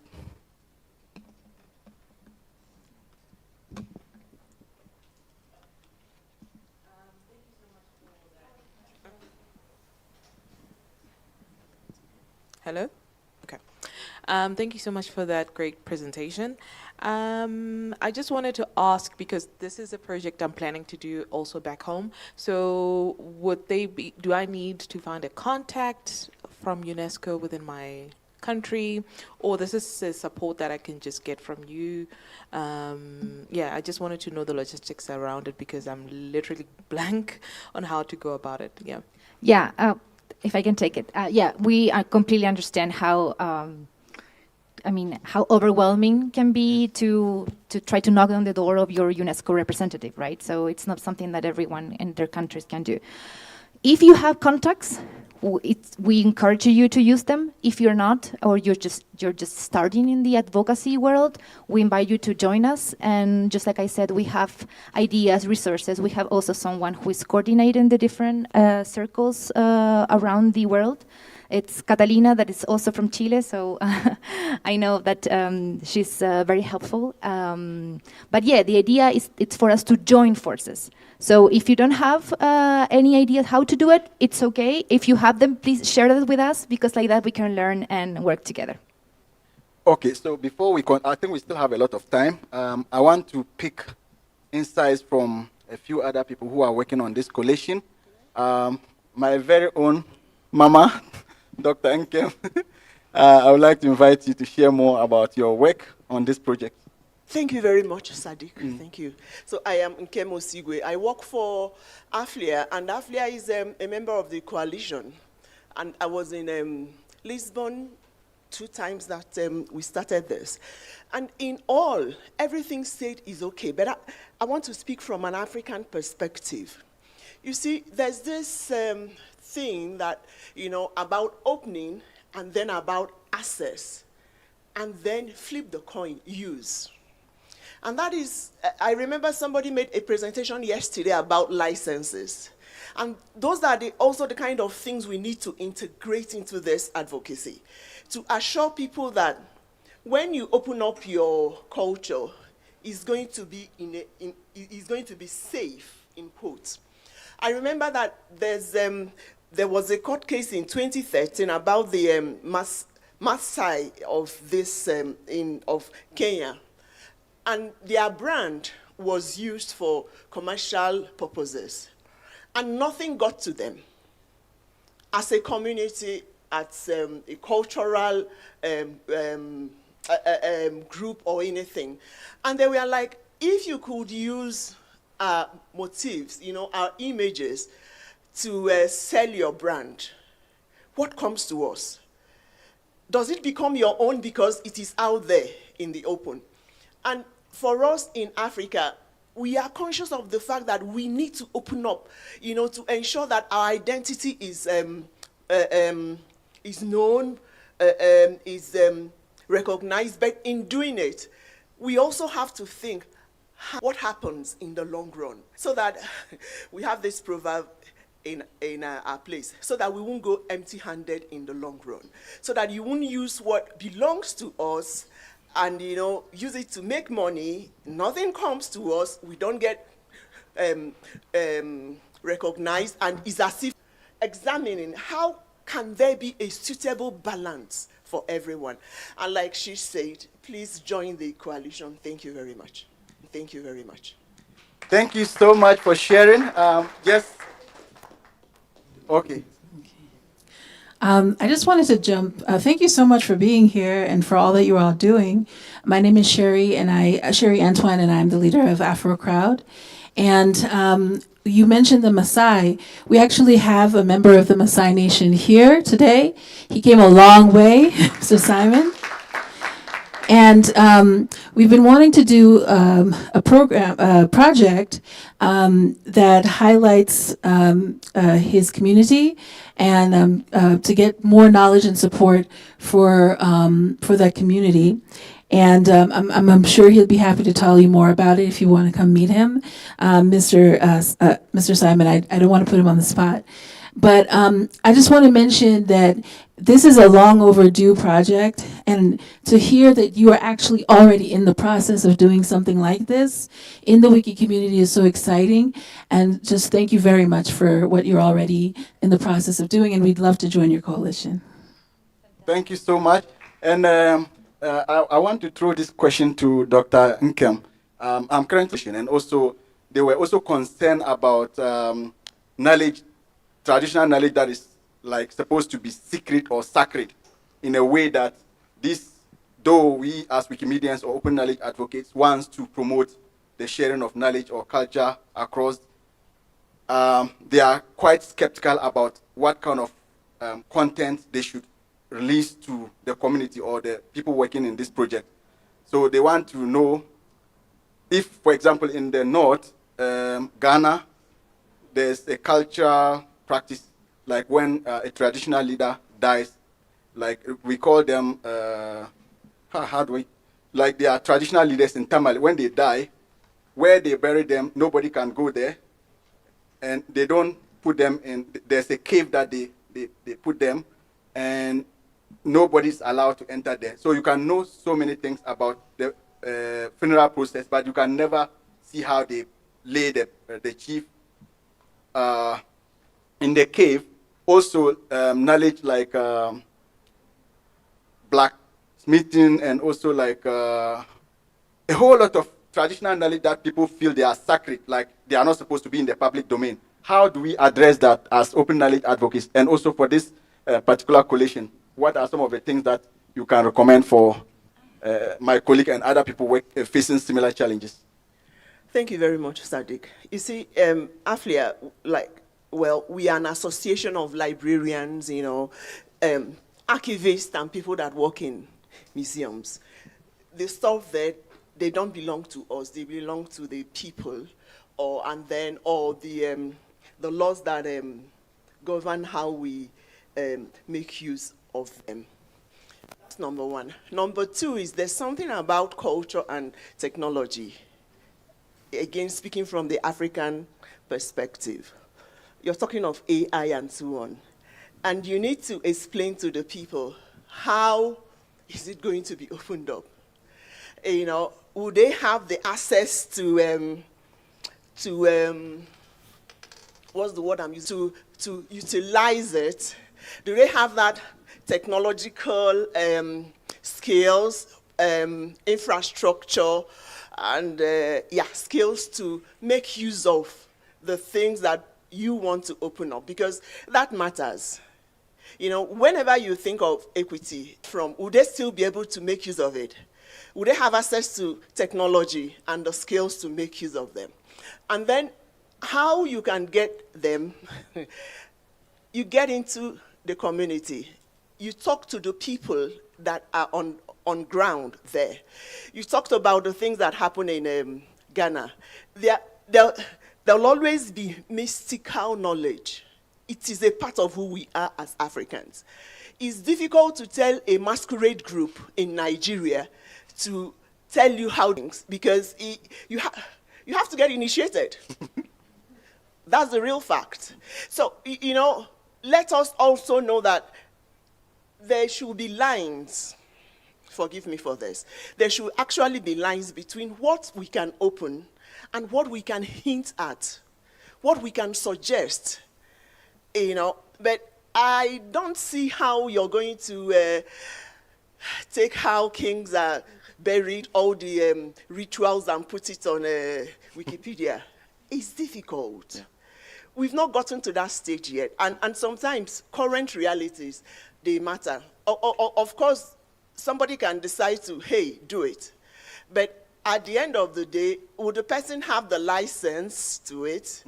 Would the person have the authority behind that opening up?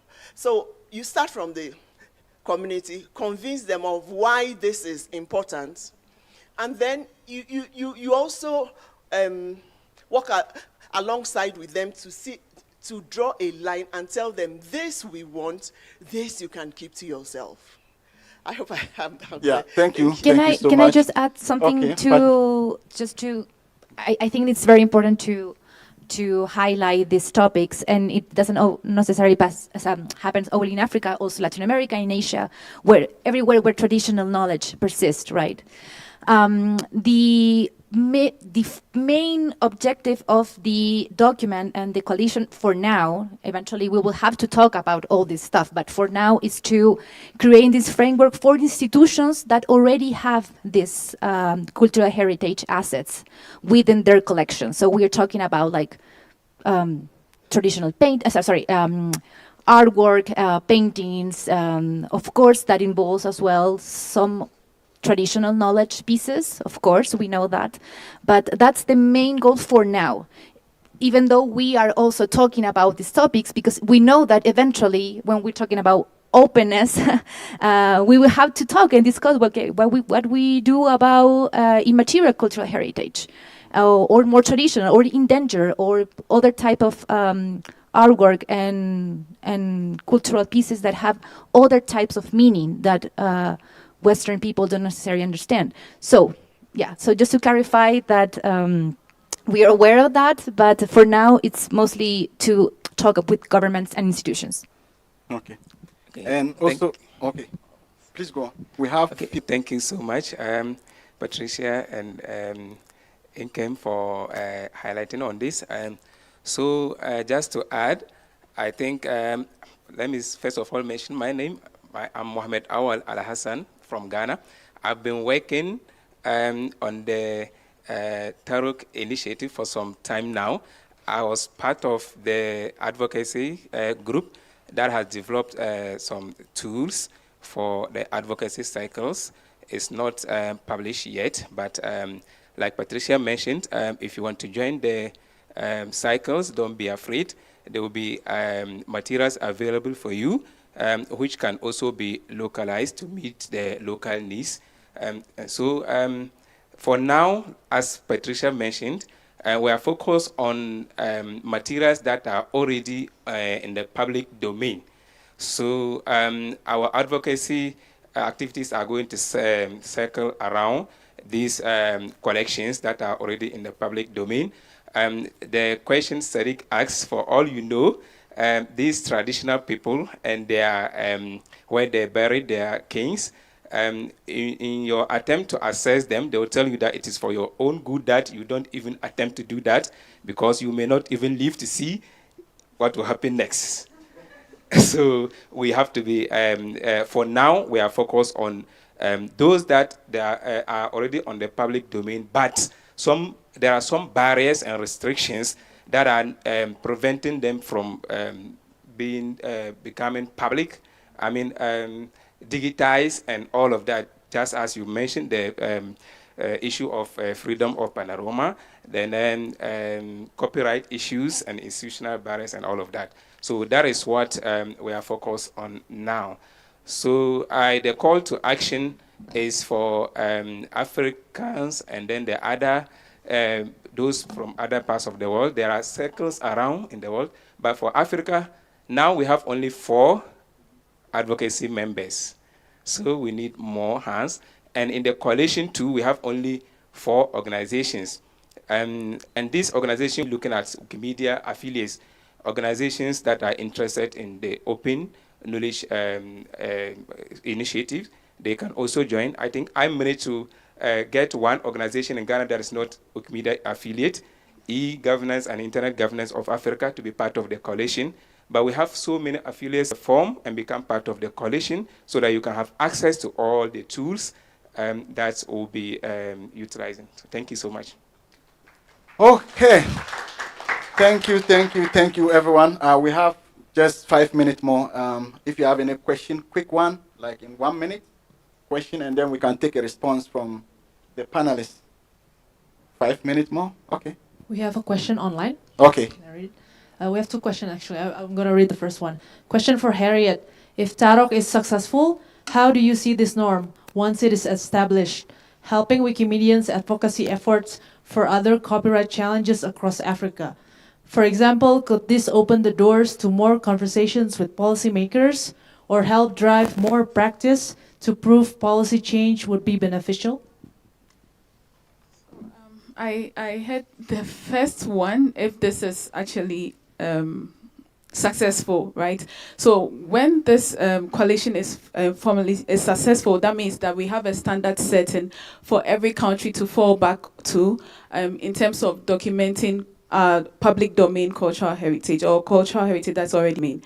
So we are not starting from just anywhere, but we have a laid down procedure, which means, are we giving capacity building for people? Are we setting up spaces for people to be conscientized and all?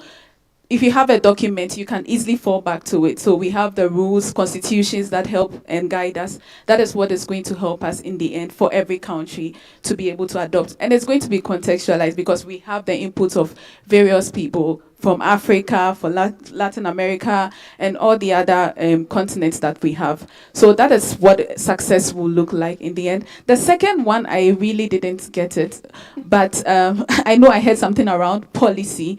And for me, as I've understood from my class in policy, the fact that policies actually set the roadmap for us because it is relaxed, because we know that this is what is there, and this one is this person is playing the role that is needed to be able to achieve the goal that we already have at hand. I don't know if that answers the question in a way, but I'm happy to answer if I get more clarity. Yeah, thank you. Oh. Any more? Okay, thank you so much for being part of this session, and thanks to our wonderful panelists for your insight and contribution. Let's give them a round of applause. Yeah, thank you so much. And then feel free to speak to them about how you can be involved and all of that. Do you have any last minute comment, final thought? Join the coalition. Yes, Okay. please join the coalition and share more about the work that you do. Yes, it's important. Yeah, thank you. Yeah. Thank you so much.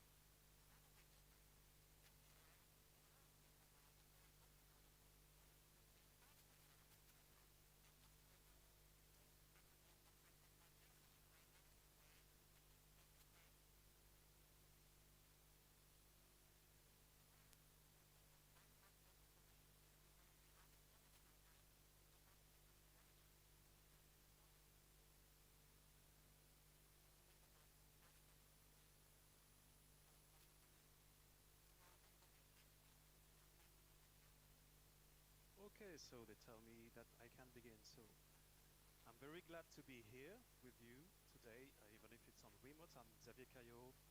I'm project manager in Wikireference.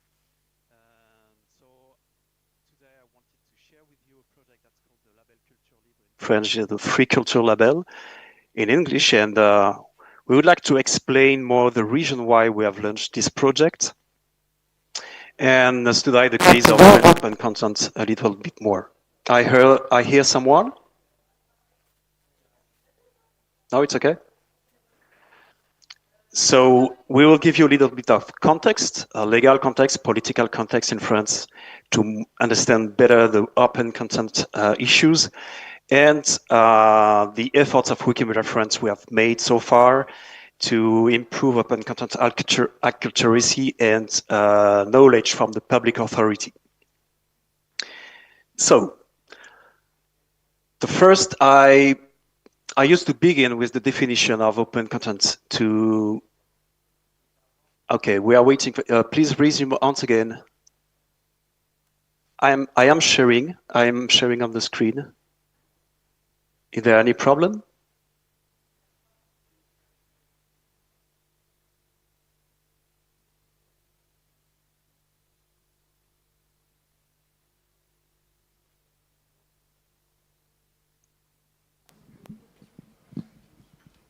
Okay, you are not saying anything, but I have the little green square that show that my slides are... Hi Xav, tu m'entends? Ouais, ouais. On te voit pas et on voit pas encore ta présentation, donc attends 2 secondes.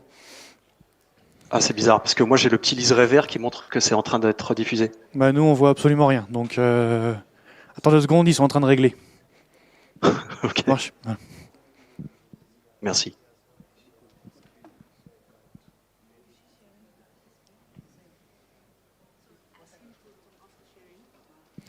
Est-ce que tu peux stopper le partage d'écran, s'il te plaît? Ouais, ça y est.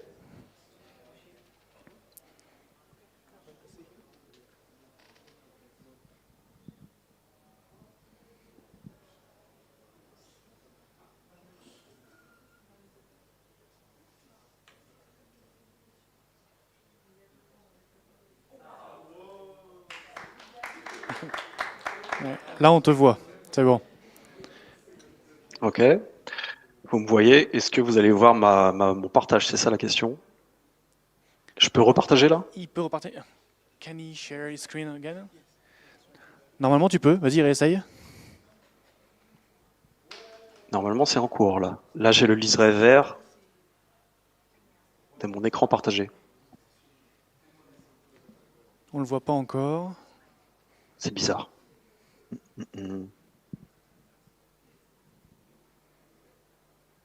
Non, pour le moment c'est juste un écran noir de notre côté.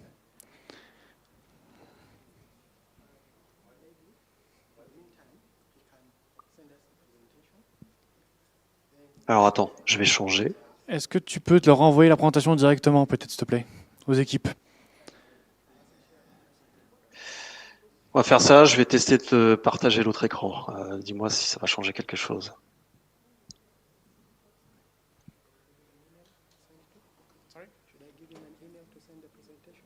Est-ce que tu... Oui, attendez.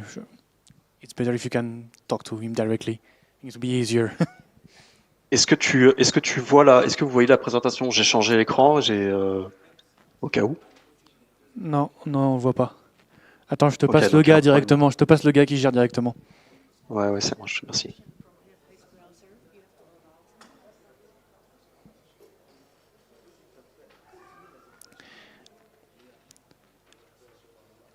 I will give you... Enfin, je vais te donner le mail du coup de la personne qui gère. Ce sera plus simple pour que tu puisses lui envoyer. Ok. Let me share you an email. Ouais. Il peut le voir ça. Il le voit. He can see the chat. Yes. Yes. Okay. So on the chat. Ouais, je le sais. Voilà.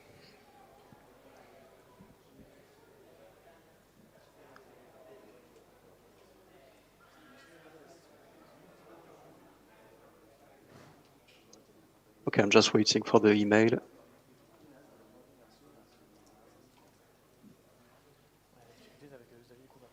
you have we have the presentation here? Yes. On USB.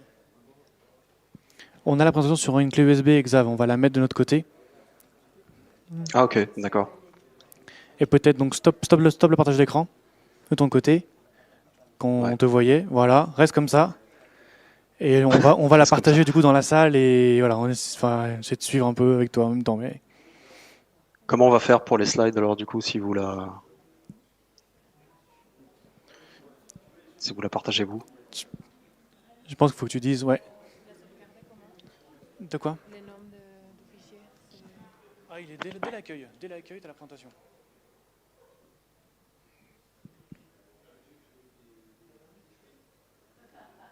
What do you need to improve open content?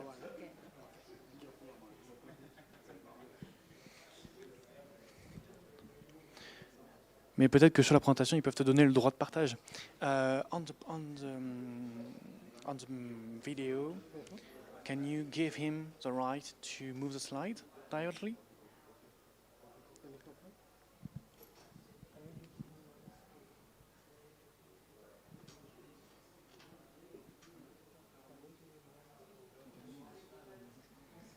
Je leur ai demandé juste s'ils pouvaient te donner le droit de toi-même bouger les slides en fait. Si eux partagent, que toi tu puisses avoir le droit de modifier, de suivre, enfin de. Ok. Voilà, de bouger la présentation. Ok, merci.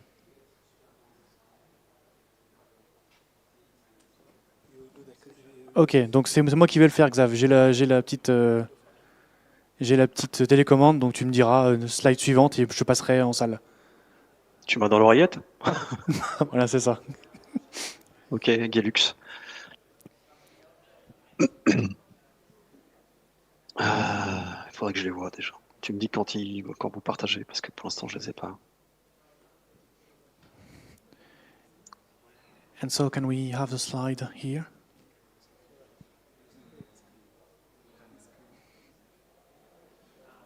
Non.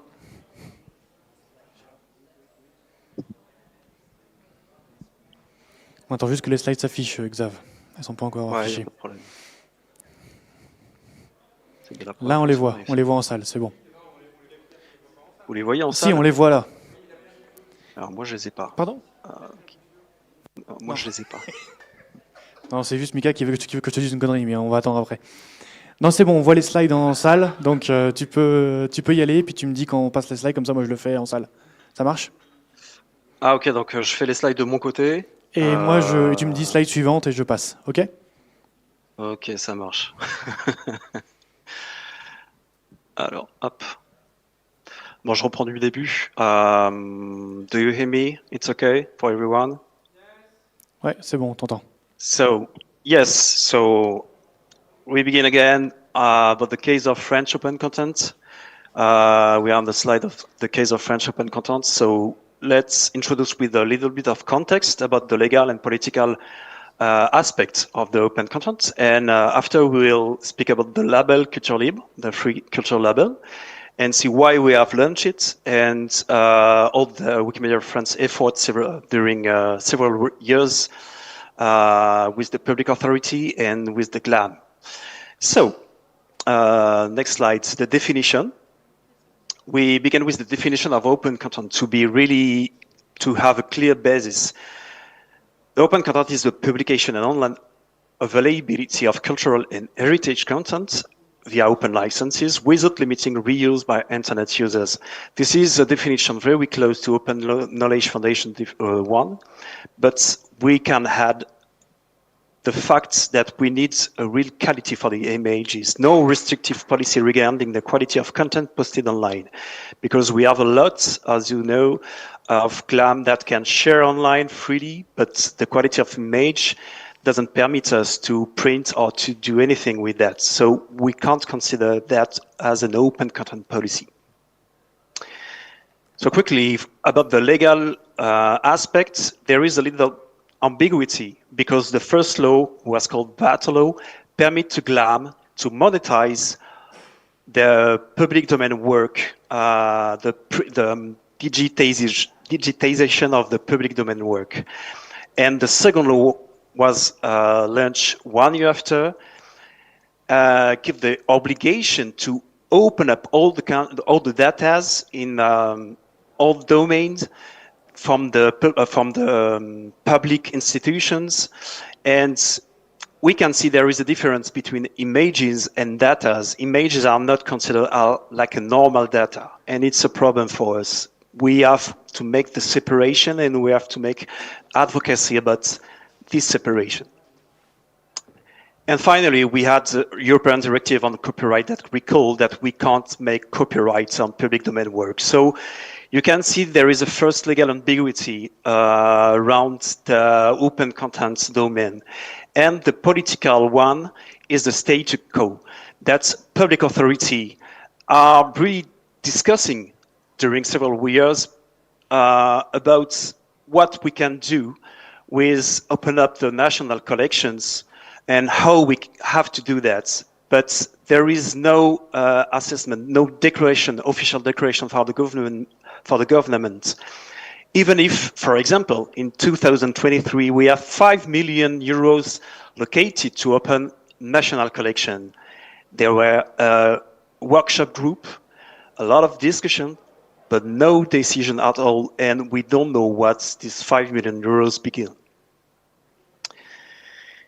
And after that, you have, on the other side, the cultural context with withholding, traditional withholding and no sharing knowledge.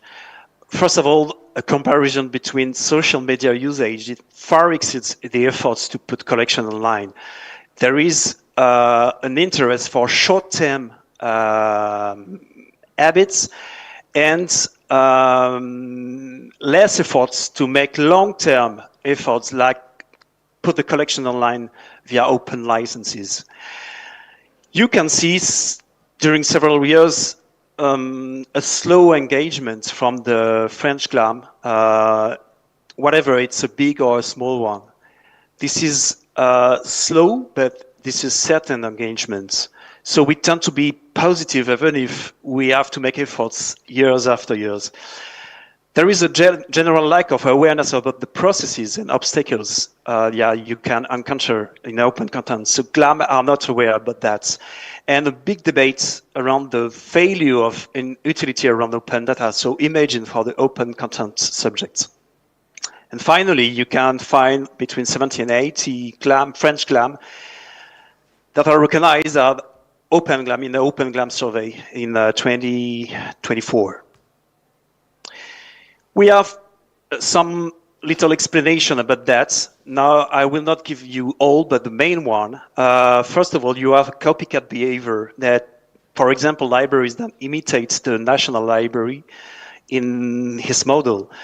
You have a lack of a strong political positioning, as I said before, from the public authority, and a real need for education and training about free licenses. This is maybe the most important stuff, because our local partners really need to understand what is a free license, how does it work, because the majority of GLAM doesn't work a lot with Creative Commons ones, or doesn't understand the differences between all the different Creative Commons licenses.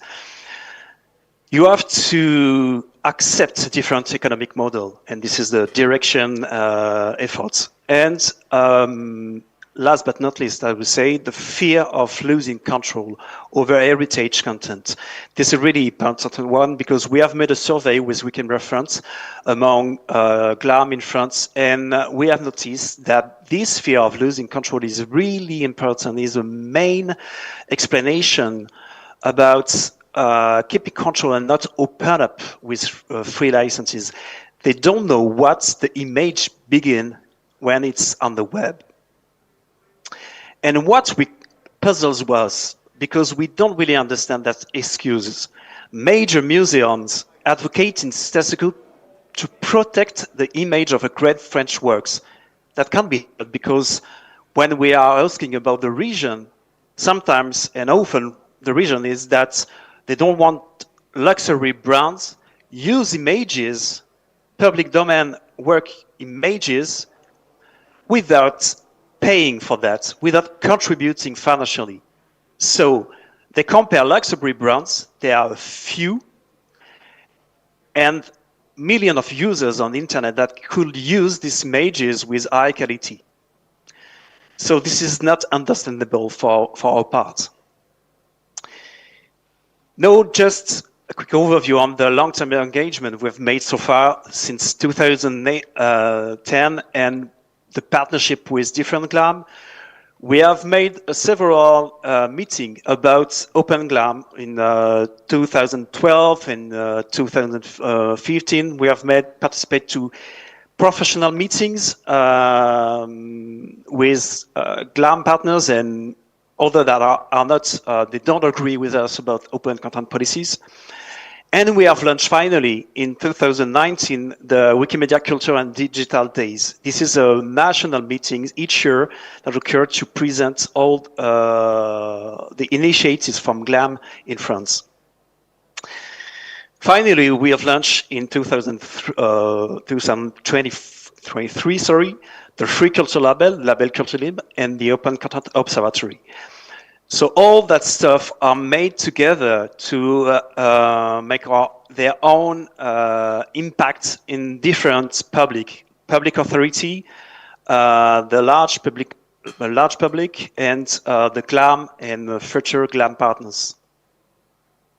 So you have to choose your battles and create synergy between these different initiatives about the networking and sharing practices with the Wikimedia Culture and Digital Day, the knowledge and assessment and benchmarking through the observatory, the reward and support for change with the free culture label. We try to make a volunteer support with the GLAM partnership and specific missions on the label, for example, and raising awareness among policymakers through advocacy and all of the above projects as tools. It's to say that the French national meeting is a tool and the label is a tool to advocacy.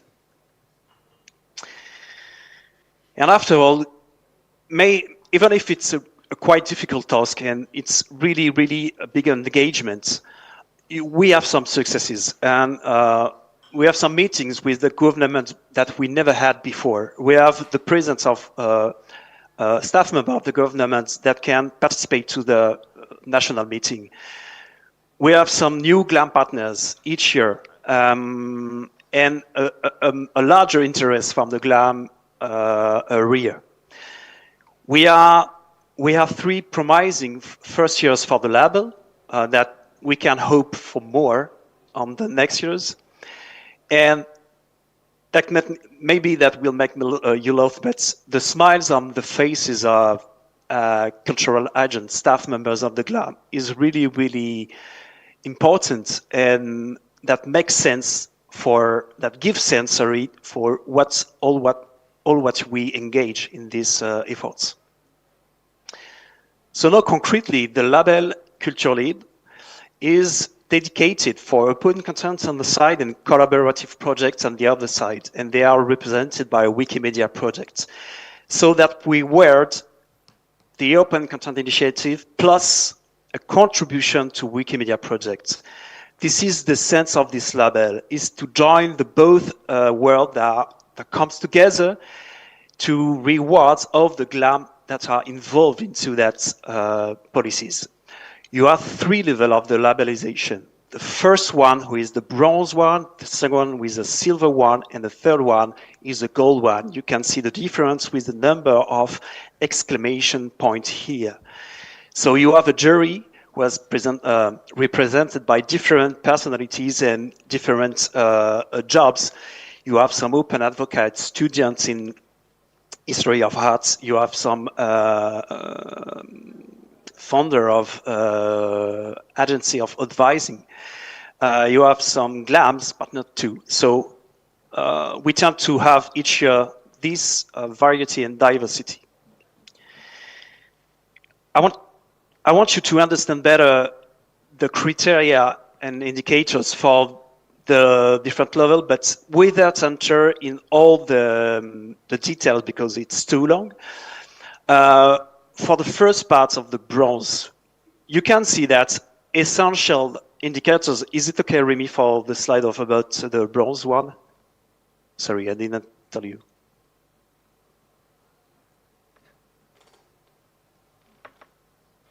Is it okay for this slide? Yeah, no Pause problem. one. Okay, so sorry. You can see essential indicators. You have to adopt of free licenses compatible with Wikimedia projects. This is a first indicator, obligatory, mandatory indicator. And the second one is make an external communication about the institution's open content policy. So both of them are really important. This is, you have to do that to obtain the bronze level.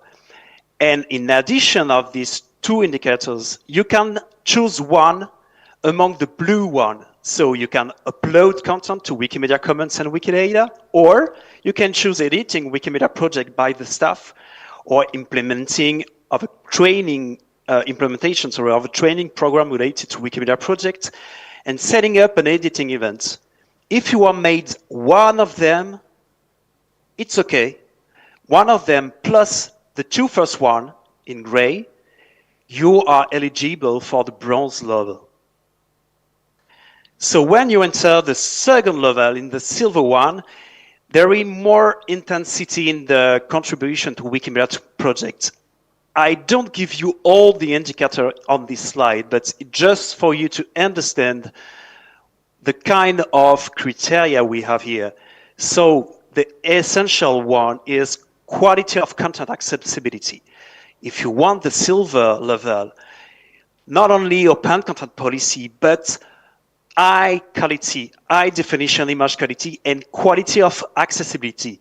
It's to say that you need, for example, the famous button to upload. You need a signal for the users that you can upload the image. You need some explanation where you can find the image and where you can find the license. So the two of the first indicators are about accessibility and image. Then you have to integrate contribution into Wikimedia project, into professional practice. For example, you have to organize several editathons. You have to organize several training courses about Wikimedia project, not only one. And we have to make the famous external communication on actions. So it depends obviously on the what's the GLAM has to handle, for example, a newsletter or blog or whatever it is. And you have some additional indicators that, for example, design a digital platform with free licenses compatible with Wikimedia, or harmonized contribution between Wikidata and Wikimedia Commons, or implementation of regular training or awareness raising sessions based on the staff needs. So you can see that we are improving, we are really improving the intensity into the open content policies and obviously into the Wikimedia project contribution.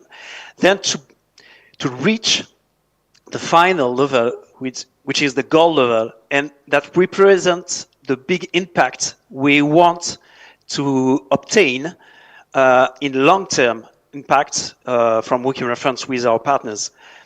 They are only essential indicators. All are mandatory. So you have to reach an inclusion of these contribution practices into the national, into the institution usual missions, a formalization of this inclusion.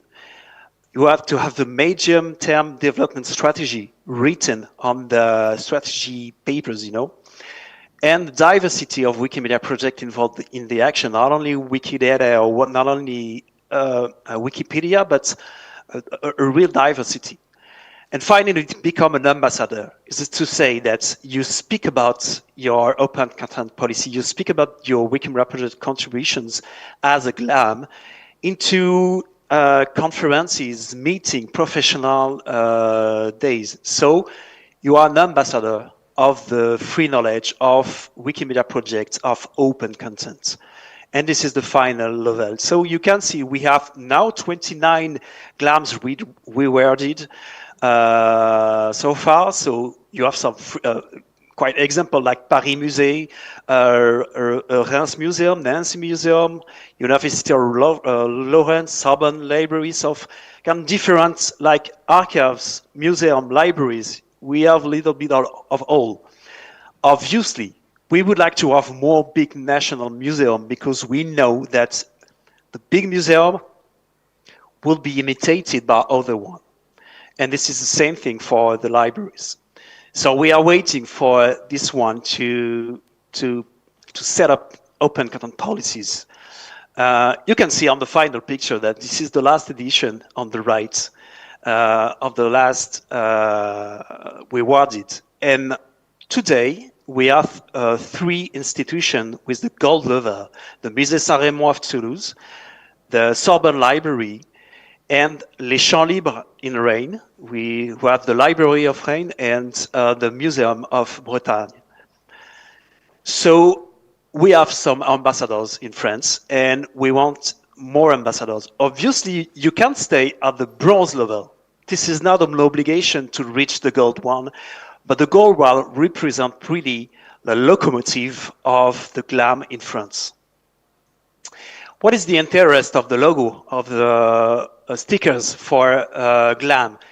It's to show it on the website too, like a signalization for the public, like a reward. You can see on the next slide the use of the logo. There is a slide with 2 different uses. The first one is from the Musée Saint-Rémy of Toulouse on the left, and the second one on the right is from the Musée of Bretagne. And you can see both have put the label Culture Libre in yellow and blue on the website. You can use it in different colors. There is different version of this logo, depending on the colors of the website, so that you can see that they are rewarded. And in addition of that, you have some pages that explain the initiative of the label and explain the open content policy. For example, the Musée de Bretagne has put on the website a specific page with explanation all about the open content policy and label Culture Libre. So the users can see a large content about all these different initiatives. And this is an example of what we want to reach. We want to reach the public through the websites of the GLAM partners. And finally, we have the Wikimedia Culture and Digital Day. The first interest of this meeting is to reach and put together the GLAM partners and volunteers from Wikimedia Project to meet each other and to explain what they have done as an initiative to like a contribution to Wikimedia Project. And each year we reach around 100 attendees into this meeting. And now, since 2023, we present a ceremony to present the rewarded GLAM with the label Culture Libre. So this year was in June, this day, and we have 5 new rewarded. And this is the typical program you have with debate around open content, debate around Wikidata, workshop with Wikidata, Open Refine, etc. And obviously all the presentation like this one by volunteers and GLAM. So finally, I want to explain what, as a volunteer, I can do and what, as a staff member of NAFUNET, I can do with this project. We have created 2 different missions for volunteers. That first one is supporting candidates for the free culture label. For example, you are preparing meetings and you bring support like explaining the general process, explaining the progress updates to the GLAM project manager of Wikimedia France, helping the GLAM candidates drafting the application file, and all these details. And finally, we have you can attend the announcement of the rewarded during the meeting.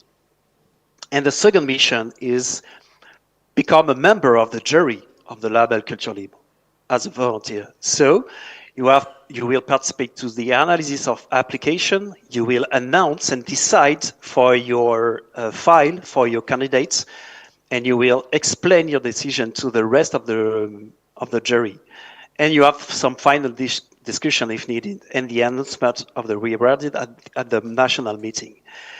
And on the staff member part, you have a staff member dedicated, it's me, for the movements, and dedicated staff member like a GLAM project manager, if it's the case in the affiliate, but it depends on the organization. So we have made that so far to try to coordinate staff member and volunteers mission. And I will be happy, very happy to share with you all these projects and all these different aspects about the project, about volunteers' involvement, or more details about the label Culture Libre. And I wanted to organize some question and answer during 5 minutes, and after maybe make like some general discussion about specific question I've prepared for you. So Remy, I don't know if in the room there are some, maybe some questions. Merci Xav. Thank you, Xav. Do you have any question? Have the mic. Il y a une question. Attends.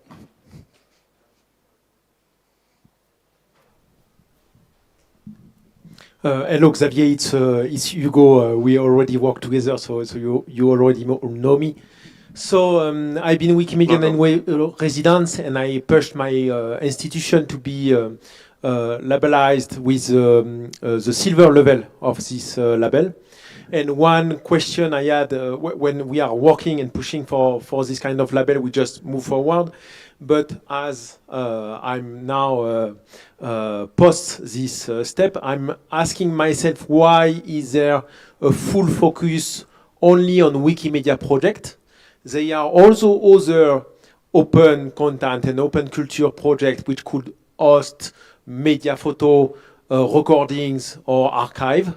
And if an institution shares their media with those platforms, that should also get them approved for this kind of labelization, in my opinion. And do you have some will, or what do you think about this idea? Yeah, thank you, Hugo, for this question. I didn't show all the details of the indicators and criteria in the board. And obviously there are some internet archive or Flickr or other platform that can host some free licenses. And we are considering that as a proof of open content policy as well. But we are concentrated about collaborative web on the Wikimedia project as a main example for the contribution, not for open content policies and practices, but on the Wikimedia project as a concrete contribution. But obviously, if you put on Internet Archive or if you put on another platform than Wikimedia Commons, it is considered as a criteria to be an open content policy. Thank you, Xav. Does anybody have question?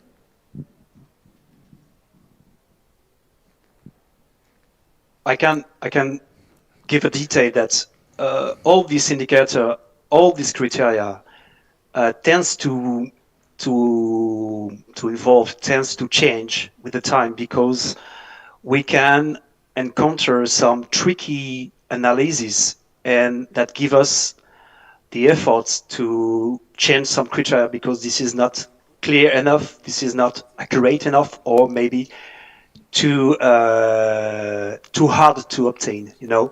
So this is not fixed. That can change each year, maybe.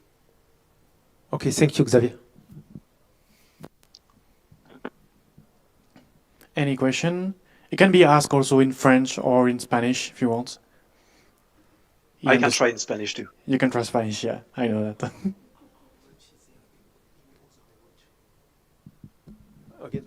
Okay, Xavier, it's me again. You are used to my energy. So I saw that you have some material in English. You show us some criteria and so on in English. How much of your core the table of evaluation. Do you have this table in English? Do you have this in Spanish? If another community from non-French speaking country come and want to reuse, they have to translate, or they already have English? Now, we don't have already in English. I prepare especially these slides for you today in English. But obviously, as we want to replicate this label with other affiliates, we will try to work on the translations. And I begin with these slides. This is not so long to do, but maybe we can make efforts to make a first version in English, and working together with other people for Spanish and German version, for example.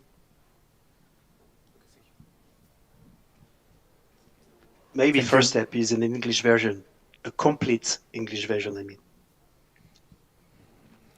No question? No? Can I add just something quickly, Xav?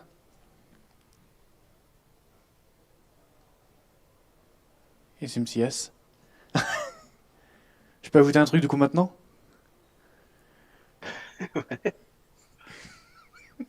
Yeah.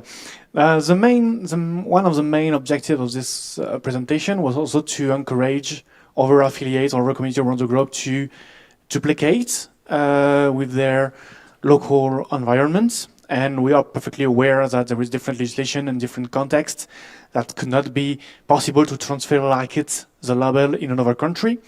But we are also here to open the question. And I just want to mention an initiative that I find perfectly interesting in our case, and maybe we can be inspired by that. It's the Journalism Trust Initiative. I don't know if you heard about that. It's a label organized by Reporters Sans Frontières, who is here internationally to recognize good practice in terms of journalism. And I think, and specifically regarding fighting disinformation and have a proper professional aspect, neutrality, and like that. And I find, and they did that with creating an ISO standard. And I think that for our movements, because we are all over the globe, we can also think about something like that. Between all the different countries, with all the different experts around the globe, think about something like the label, but maybe more, maybe different in some kind, to be sure that it will connect to all the different contexts and environments around the globe, and think about creating this kind of standards to be sure that every museum, every ground around can have these objectives to reach these standards in terms of good practice regarding open content and open data.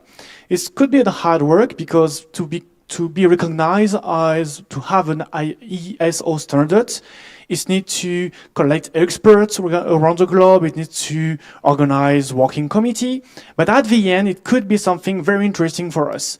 So yeah, that's a very open question, and I would really appreciate that you coming back to your home with this small idea in your head, and maybe have contact before the Wikimania between people interested on that, and start maybe thinking about how we can harmonize it between our different organizations and affiliates around the globe.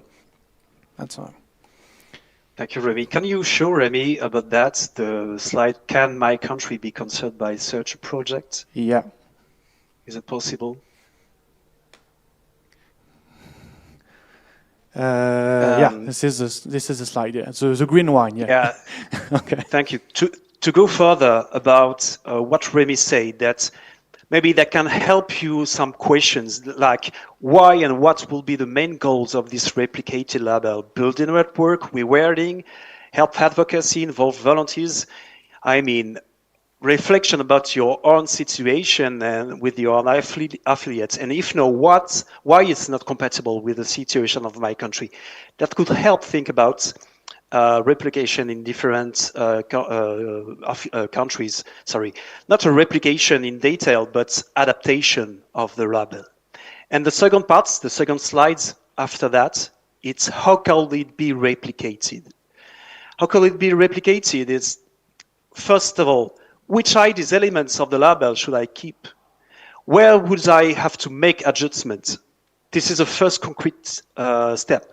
And second topic is, how could you get involved yourself into this project? What kind of resources and documentation would you need for a Wikimedia reference? Because we have launched this project, maybe we can help. Hugo spoke about the English version.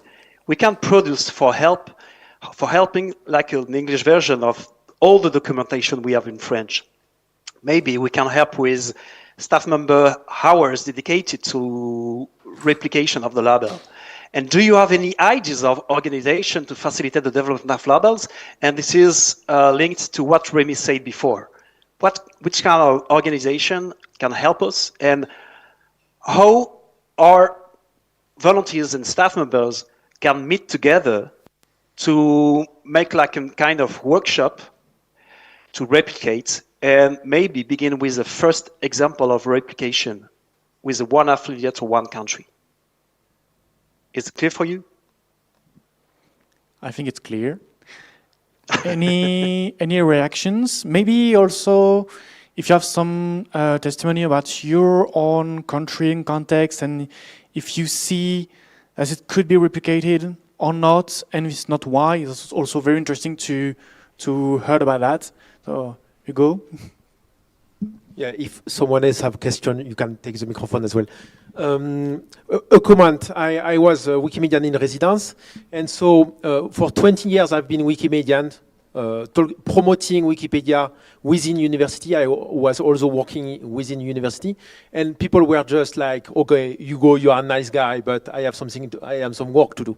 But when you come with this kind of label, you transform the subject of Wikipedia as a competition for the institution. The competition and their directors, they have a clear aim. They have a objective, like a criteria to check. That's a checklist for the institution. The director can, after 1 year, the director get his institution labelized. He can brag about his museum or his university being of the silver level of openness, whereas the other museum of the town are not. So that changes the dynamics. You have the director of the institution pushing for the labelization with a clear checklist. So they need some staff to lead this project. They have clear actionable, so that changes the dynamics. This labelization changes the dynamics and the contact we have with the institution. So I really advise Wikimedian chapter to investigate this labelization and to see, to start to outreach to local institutions with this approach rather than just saying, okay, do you want to open your content? Thank you, Hugo. And just to add, everybody like medals. You know, for the institution, the organization, just reaching for having these small medals for their own organization institution. They are so proud of having it, and it also recognizes the hard work of all the people working hardly to contribute on the project and participate to open knowledge. When they receive these very symbolic medals, they are so happy like that, and they encourage us to continue in that way. So everybody like medals. Any final reactions? Or at least I think we... Do I have a reaction? Do we have Canadian or Swedish friends that are interested yet in the label? Yeah.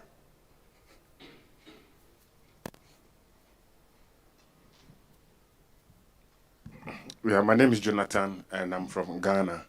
I think I'm interested in this program for my organization, but I think I'll need more details. How do I get this detail? Oh, sure. With a lot of pressure, we can contact, we can make a video call to explain to you all the details of the project and help you with all the documents I have. And I will be very glad to share with you directly with a video. Yeah. Cool. Final reaction? Final question? If there is any interested people, we can you can write it on the you can join my contact me on the mail or send to Remy and write your name and your email. Maybe we can organize a specific session on Zoom or another platform and organize a specific date to to explain more the project. Yeah, you can come to see me at the end of this meeting, and I will take your contact. Yeah, great. I think we're good, Xav. I think it's good. Okay. Okay. So, Thank you very much. Thank you very much, Xav. Thank you. Thank you, all of you, and have Enjoy a nice the day. Wikimania. Yeah. Bye bye.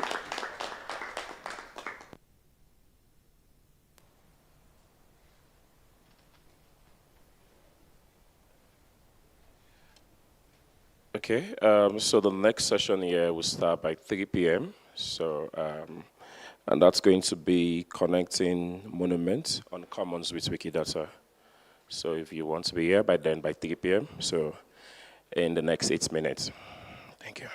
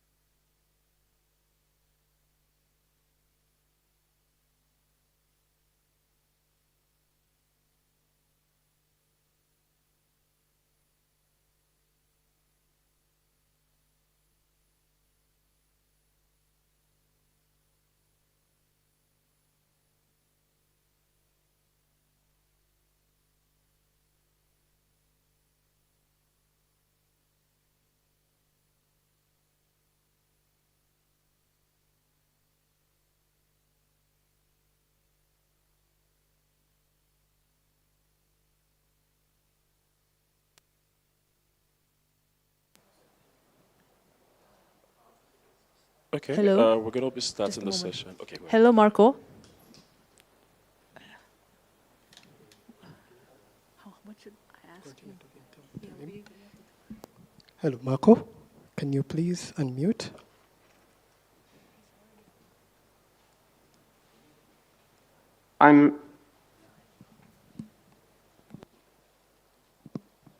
Can please I'm not resume? muted, so I don't know. We can now hear you. Please, we can begin again Mhm. with the presentation. Oh, okay. Now do you hear me?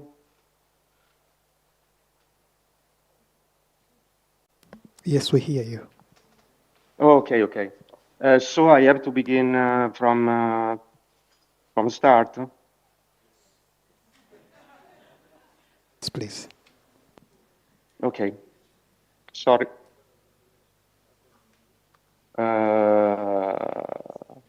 Okay.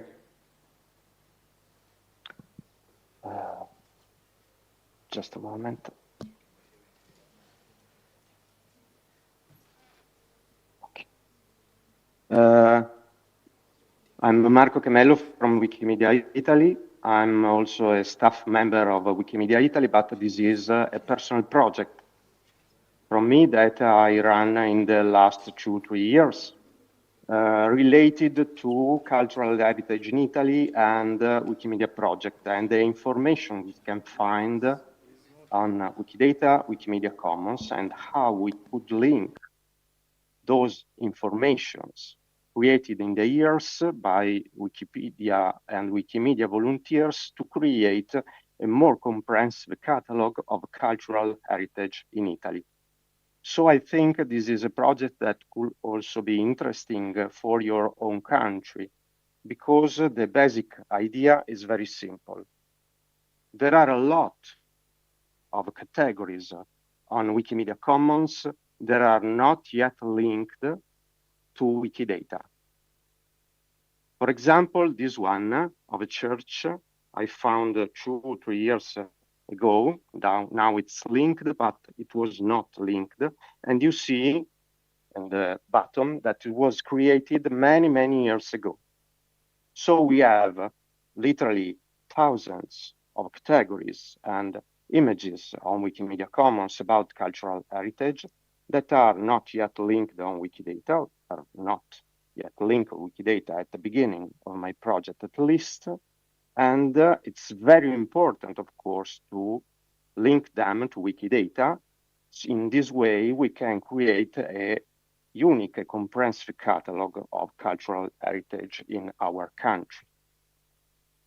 Also, there are some, you see, categories that has the Wikidata info box, but no link to Wikidata. In this case, it is clear that in Wikidata, no one added the link to this category. This is another church. So I began 2 years ago with the churches that are a lot of churches in Italy, you know, because some years ago we didn't have the TV and the internet connection, and so we had to occupy our spare time in Italy, and we created a lot of churches. So the phase 1 of this project was hunting for lost churches in Italy like this. There are many, many ruined churches in Italy that are not in the catalog of the bishops, of the Conference of Bishops of Italy, because they are not used, of course. But however, we have traces of them through the Wikimedia pictures, the Wikimedia files uploaded by our volunteers. And the start of this of the idea of this project was Wikilove Monuments, because 2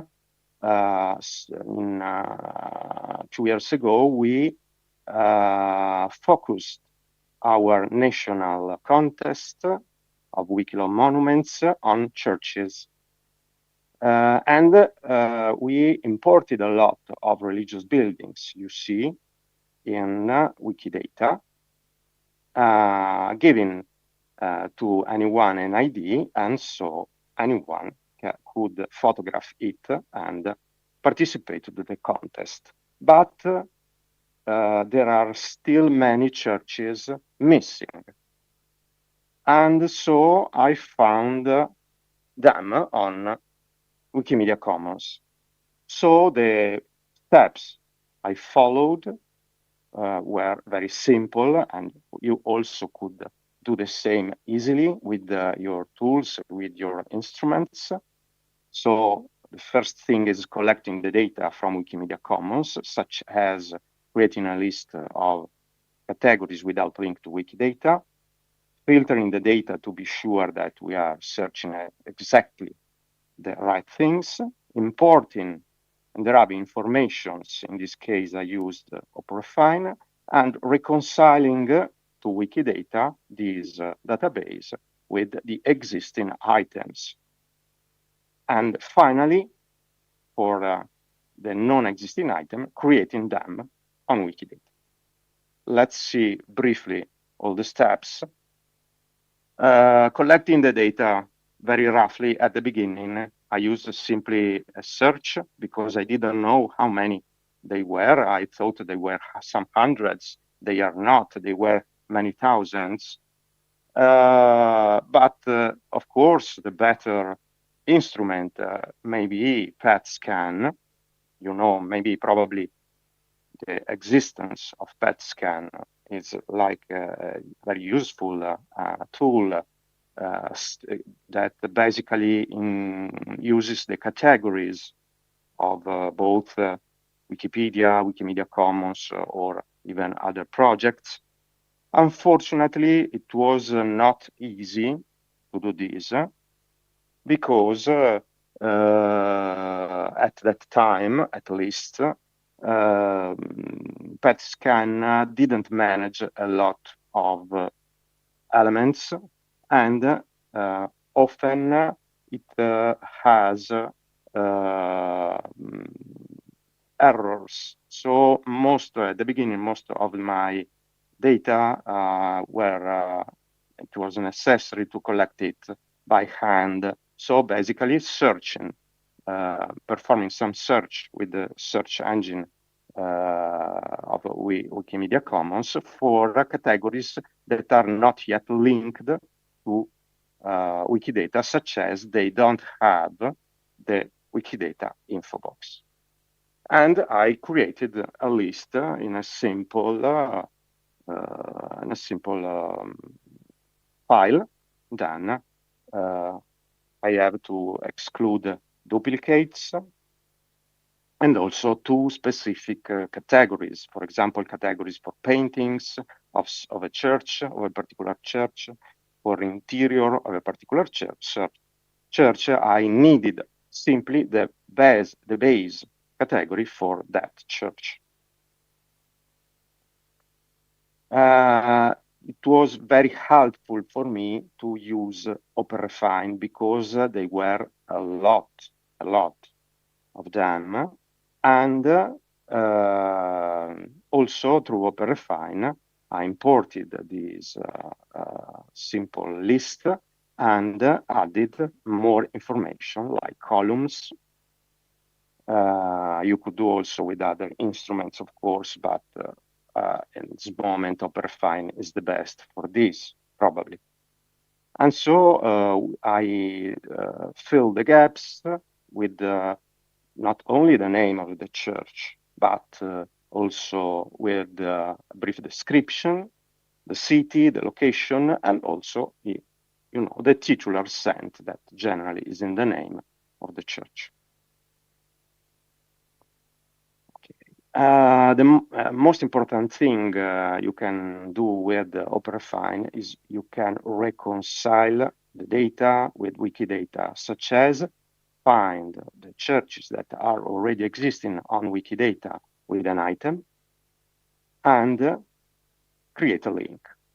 So we don't need to create a lot all the new items. We need only to create some missing items.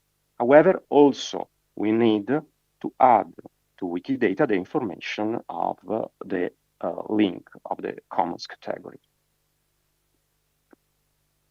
And this is an example of a scheme of OpenFine, simply for creating new or enriching existing items on Wikidata. And the result of this first phase was, you see, 2 years ago, and I found more than 6,000 categories without prior link to Wikidata, and I created about half of them were new items, so completely unknown churches on Wikidata. Most of them, as I already said, were ruined churches, but not all.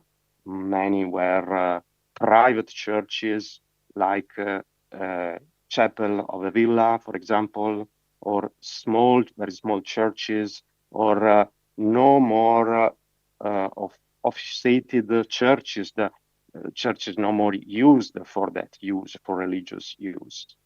And also updated more than 4,000 existing items of Wikidata with much more informations. And also, for example, other information like aliases, artists, and so on. So this phase took me as a volunteer in my spare time about 3 months.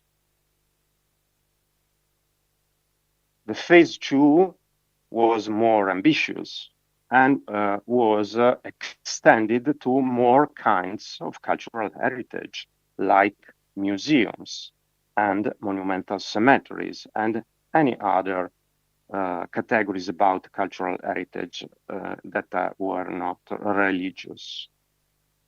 The results of phase 2 that took me much more months, but not continuous work really, but more gradual work, was to find much more categories, 10,000 of categories with no link to Wikidata about museums and church monuments or cemetery monuments or monuments in any way, street monuments also. These were, most of them were unknown on Wikidata. So I was able to create 9,000 new items on Wikidata about statues, paintings, archaeological artifacts, tombs, also exhibits, and so on. Mainly in Italy, because I focused mainly in my country.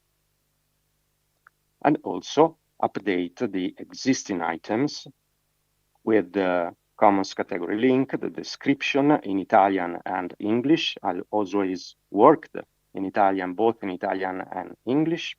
Aliases, properties like depicts, what is the main subject of the work, or what it commemorates in the case of a tomb or a monument.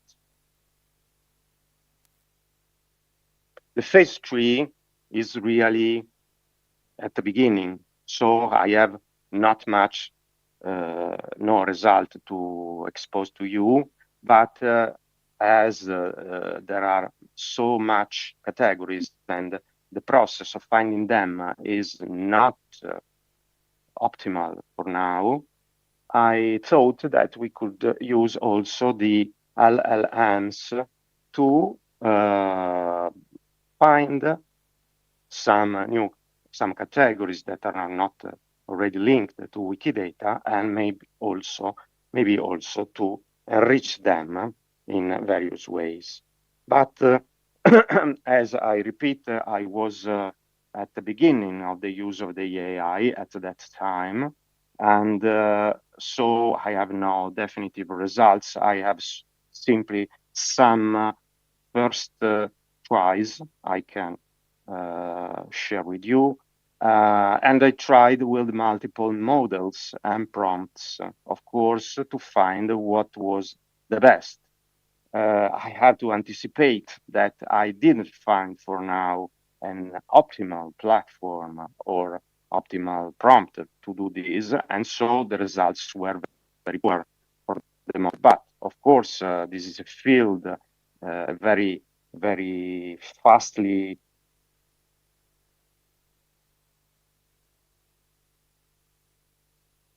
proceeding field that is LLM models that will be created and made available for the public and so on. So I tried with some of them. Sorry, because this is in Italian, but simply there are some examples of prompts. Are you able to find some categories of Wikimedia Commons that is related to cultural heritage, like museums, monuments, palaces, churches, and so on, that not yet has a link to Wikidata? I do some example. So also offering an example is very important in the prompts to have better results. At the beginning, I tried with ChatGPT 4.0, that is the most commonly used in this moment, but the results were very poor.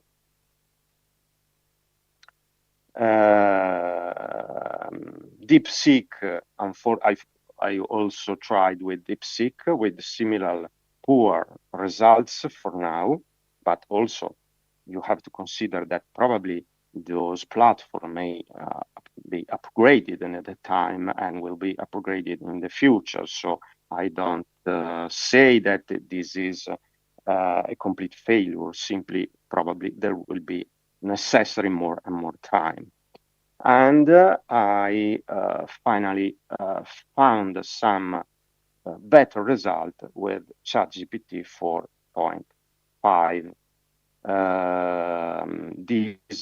Using this in a basic paid mode, not completely free mode.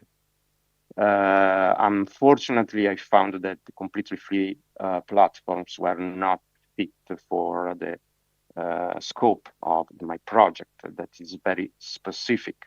And you see also that through LLM, we could ask a quick statements code to create the element on Wikidata. Also, it was flawed at the beginning, but it's relatively simple for LLM like ChatGPT to create a code in any code language, and quick statements is very simple. So thank you. I hope you will try by your own to find in your own country categories in Wikimedia Commons with cultural heritage, like anything, churches, libraries, and so on, that are not yet linked on Wikidata. And I hope you will find to make the link. If they are few, you can do it by hand manually, but if they are so much, consider the possibility to use, for example, OpenRefine like a tool. Thank you very much.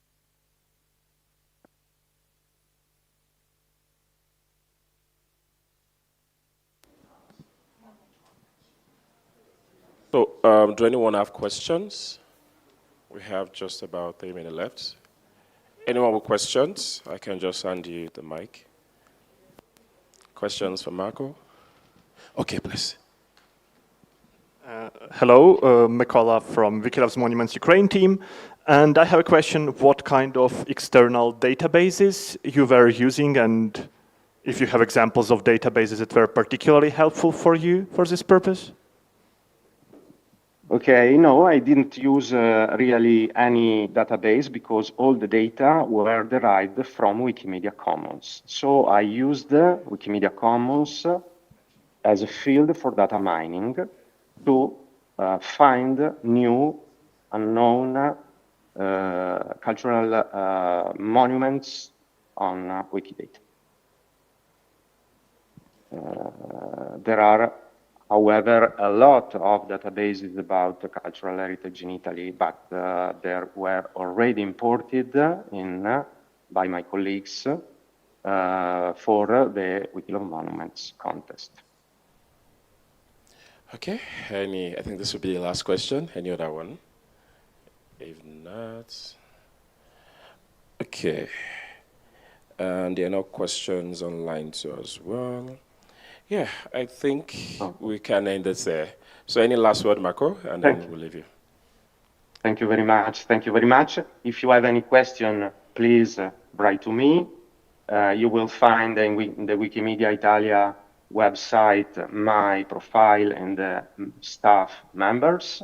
And also, if you want to find and use my presentation, you have simply to search for Lost Heritage on Wikimedia Commons. You will find immediately my presentation. Okay, Thank Marco. you very much. Sorry to cut you in. We just have one question just now from those joining online, and it says, "How granular should one get? For instance, many churches have internal chapels." So again, the question: how granular should one get? For instance, many churches have internal chapels. Go ahead. It's a very interesting question. I have, of course, as you prefer. I think that you are free to, I think, depending on the field, depending on the country, to search how much granular your search will be, and depending on the results you want. For example, I was able to reach at the end of the phase 2 to enrich individual artworks inside the churches or the museums, like paintings, statues. There were many, many of them, also in international museums, because I didn't enrich only items about Italy, yes, but also there are many, many in international museums. They were already on Wikimedia Commons, but without an item on Wikidata. So I encourage you to try to find categories without the Wikidata info box with you in your country, and link them to Wikidata, and maybe that marvelous thing could happen afterwards. Thank you very much. All right, thank you, Marco. And I think that will be the end of it. Thank you very much. So the next session here starts by 3:45 p.m. and it's also a GLAM session. Give me a bit, Creative Commons licensing, and ethical consideration for cultural heritage collection. So if you want to attend, you can just come back in the next few minutes. So by exactly 3:45 p.m. Thank you.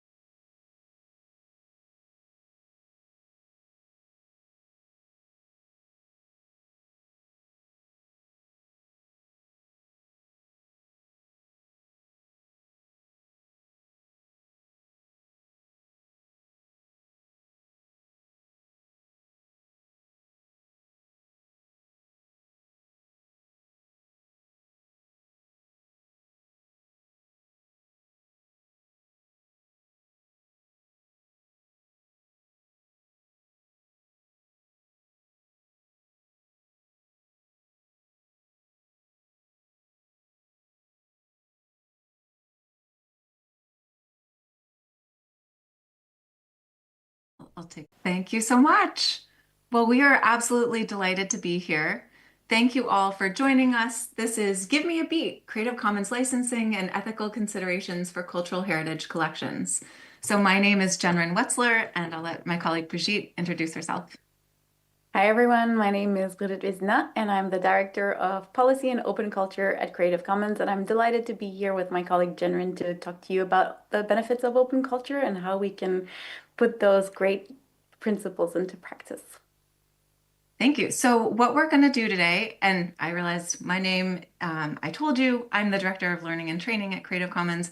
What we're going to do to start is a round of introductions. So if folks are able to type in the chat their names, maybe one thing that's made them happy in the last day or two, that would be great. And a bonus for anybody who has a pen and paper next to them, if you, while you are seeing other people's chats come in, if you can just draw a picture of what made you happy. So if it was some interaction with a child or a loved one, a pet, or maybe something delicious that you ate, see if you can draw an image to represent that, that experience that you just had. So that's a bonus. Okay, so let's dive in. I want to tell you a little bit about why we're here before we get into a little bit more about Creative Commons and our crash course. And then we're going to set you loose on this really wonderful platform to develop music. So by the end of this session, hopefully we'll all have some new music that we've created and a collection of really fun content to share.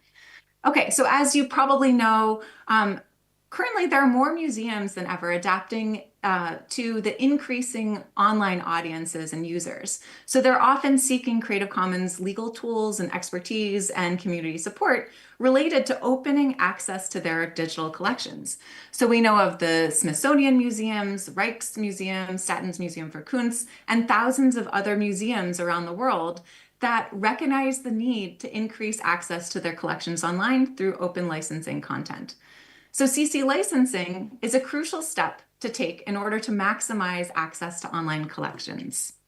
So the goals for our time today are to first inspire discussion around the considerations, the challenges and opportunities, and some of the ethical issues around copyright and stewardship of digital cultural works.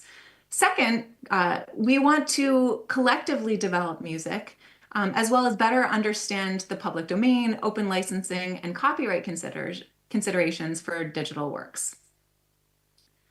So one quick note about Creative Commons. Many of you are probably familiar with Creative Commons as all of Wikipedia content is CC licensed, but Creative Commons is a global nonprofit. We've been around for almost 25 years, and we empower individuals and communities around the world to share their works. So we work through technical, legal, and policy solutions to enable that sharing of education, culture, and science in the public interest. So I'm going to share. Oh, go ahead. I thought I was up, but oh, I'm going to I'll share my screen, and then Brigitte can walk us through the agenda. Let me just make sure everyone can see this. All right, over to Brigitte. Great. Thank you so much, Jenrin. So I'm happy to walk you through the agenda for our session today. So it's a crash course. So we'll try to get you up to speed on CC licenses and public domain tools and show you how they can be used to help increase not only public awareness of the wonderful heritage collections that are available across the world, but also facilitate more equitable access to the resources that museums, libraries, and archives hold and make available to the public. So we'll first give you an overview of the CC certificate for open culture. So that's a professional development training course that helps participants build expertise in the basics of copyright, in how open licensing works, in the whole gamut of CC licenses and tools that many of you, I'm sure, are familiar with because they underpin the whole media project infrastructure, and also what are some of the good practices and benefits of sharing collections openly. So helping you and those among you who are cultural heritage professionals learn how to harness these tools to really facilitate equitable access to heritage. And then Jenren is going to lead us through a really fun exercise. So we're going to put all this teaching into practice, and we're going to be creating music together.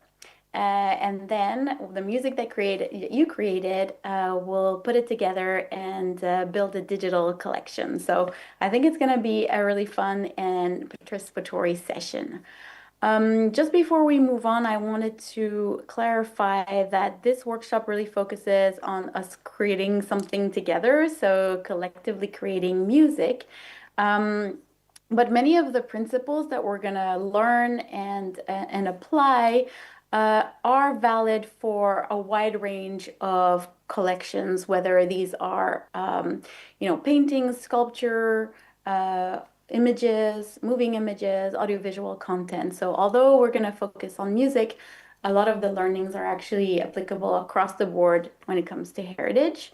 And what I also wanted to share is that we'll be able to think about what are some of the, not only the benefits, as I already mentioned, but also some of the challenges. So put on your creative mindset, and we'll get going really soon.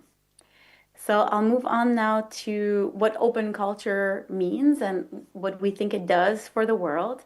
So open culture, to put it plainly, is the making available of cultural heritage, mostly that which is held in cultural heritage institutions, so museums, libraries, archives, etc., in an open manner, so using either their public domain status to release them publicly, or using Creative Commons licenses and tools, as well as other similar tools to make sure that the people are not only able to access them freely at no cost, but also with the possibility to share further and to reuse and to adapt and to remix it and transform it into new cultural expressions. So that's what we are all about at the Open Culture program at Creative Commons. It's really to show the world how these simple tools, which were created to share contemporary cultural expressions, can also be used to share the heritage that's digitized and held by institutions and other collection holders.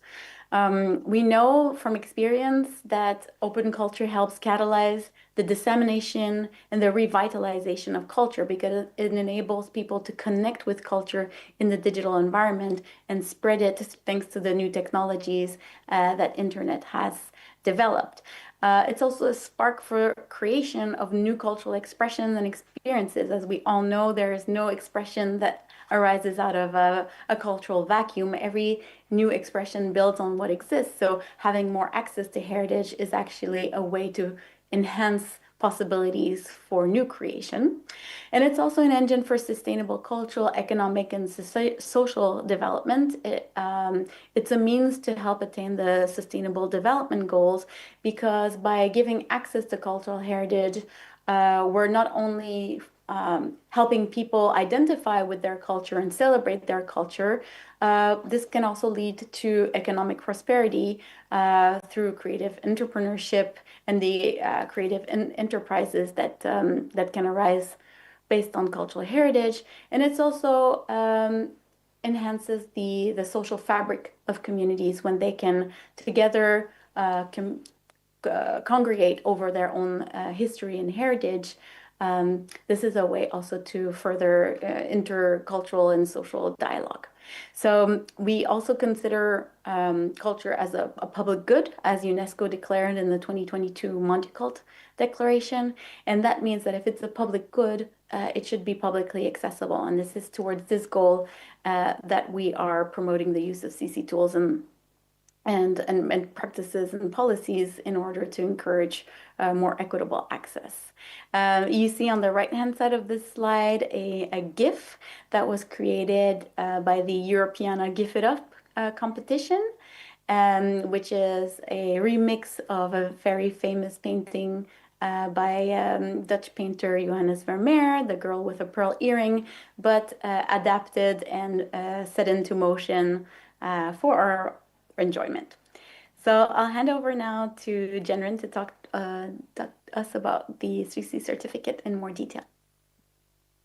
Great. Well, thank you, Brigitte. And I just wanted to share with you a QR code in case anybody wants more information about the CC Certificate for Open Culture. Also, a shout out to one of the organizers, Yvonne, who's here with us today. She is one of our wonderful certificate facilitators. She focuses on the Certificate for Open Culture, and we're so glad to have the chance to work with her. So definitely find her in this session or in another session and ask her any questions that you have. Or ask us questions. So as Brigitte mentioned, the CC certificate is a training program that we offer the community. It's open to anybody who wants to join.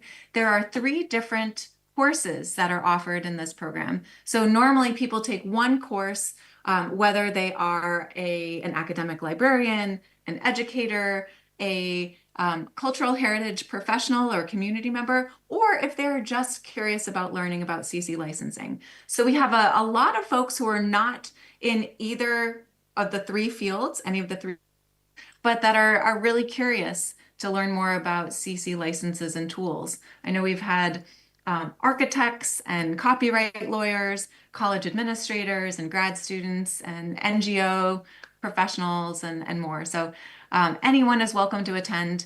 Our online courses run every January, June, and September.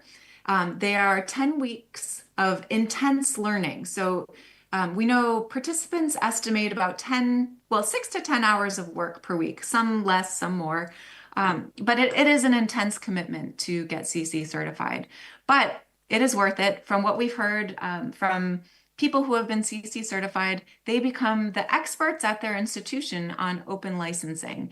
And they are also better equipped to respond to open license requirements in grants. They become the point people that colleagues will turn to for questions about open licensing and open educational resources and more. So we're delighted to offer scholarships for our upcoming CC certificate courses for open culture. They are only available for open culture right now, but we hope to offer more scholarships for our educators course and our academic librarians course. If you are interested in taking an upcoming CC certificate course for open culture, the next one starts in September, but then you can also sign up for January, June, and September of next year in the coming months. I don't think we've opened those tickets yet, but you will soon be able to register for one of those courses. And you have this scholarship code at your disposal. So when you get to checkout, you simply type in Y50C60 for 60% off the registered course. And then you're able to register at a nice scholarship discount and you're off to the races. Please do take advantage of our scholarships.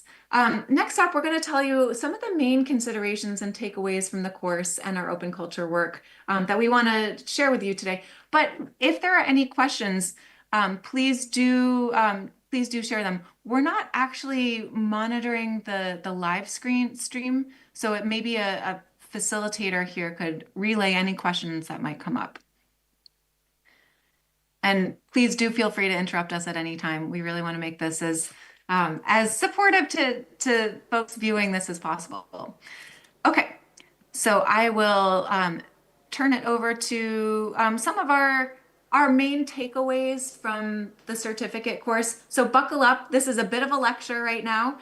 I hope those of you who are familiar with copyright may already know a lot of this content. Those of you who are copyright curious or brand new to copyright considerations, then hopefully this is right up your alley. So fun fact, when we started, we asked some of you to just draw a depiction of something that's recently made you smile. In fact, that depiction that you drew on a sticky note or on a piece of paper by your desk or whatever is automatically protected by copyright. So copyright is a type of intellectual property law. It is a way to incentivize creators to create some original expression of creativity. In the US, it has to be fixed in tangible form.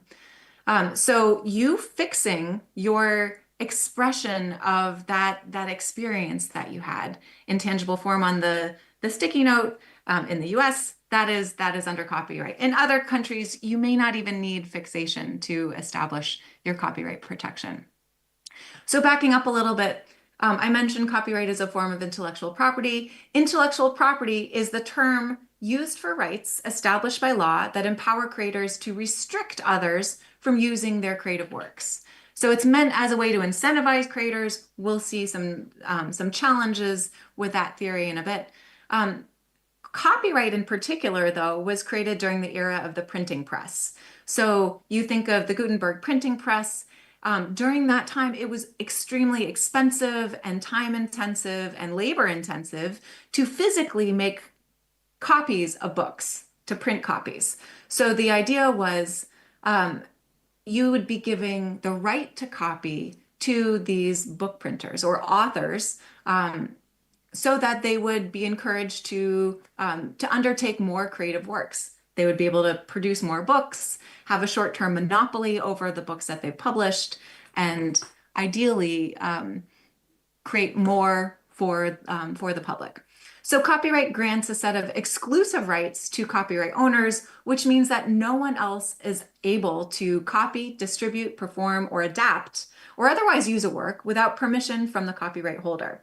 I will note that there can be a difference between the original author of something or singer, musician, painter, anyone who creates that original work. There can be a difference between them and the copyright holder. A lot of times we may not realize it, but we may waive our copyrights to a different rights holder. So I think of in a lot of employment, in a lot of jobs in the US, for example, you are considered work for hire. And in your employment contract, you waive your copyright to your employer. That's one example. There are lots of other examples where authors will waive their copyright to their publishers and so on. So there's a difference between the original author or creator of a creative work and the copyright holder at times. Okay. So copyright protects any creative works, such as literary, dramatic works, musical works, artistic works, such as poetry or novels or movies or songs or computer software or architectural drawings or translations and so on. I will kind of footnote something about software. So computer software is protected not just by copyright, but it can also include another form of intellectual property. It can be protected under patent law as well. So in sum, copyright is a form of intellectual property. It protects original works of creative expression. So that drawing that you did initially, that is a creative expression, that is an original work of yours, demonstrating an experience of happiness, and that is automatically protected by copyright. As mentioned, fixation is required in some countries like the US, but generally it's automatic without any bars held. Copyright does not cover facts and ideas. So if you think of your grocery list, or maybe a set of directions to put together a desk or something else, those are not original creative expressions. So the level of kind of creativity and originality doesn't rise to the level of copyright protection. So you can't copyright 2 + 2 = 4. That is not original enough. But you might be able to copyright the creative expression of how you feel about addition, for example.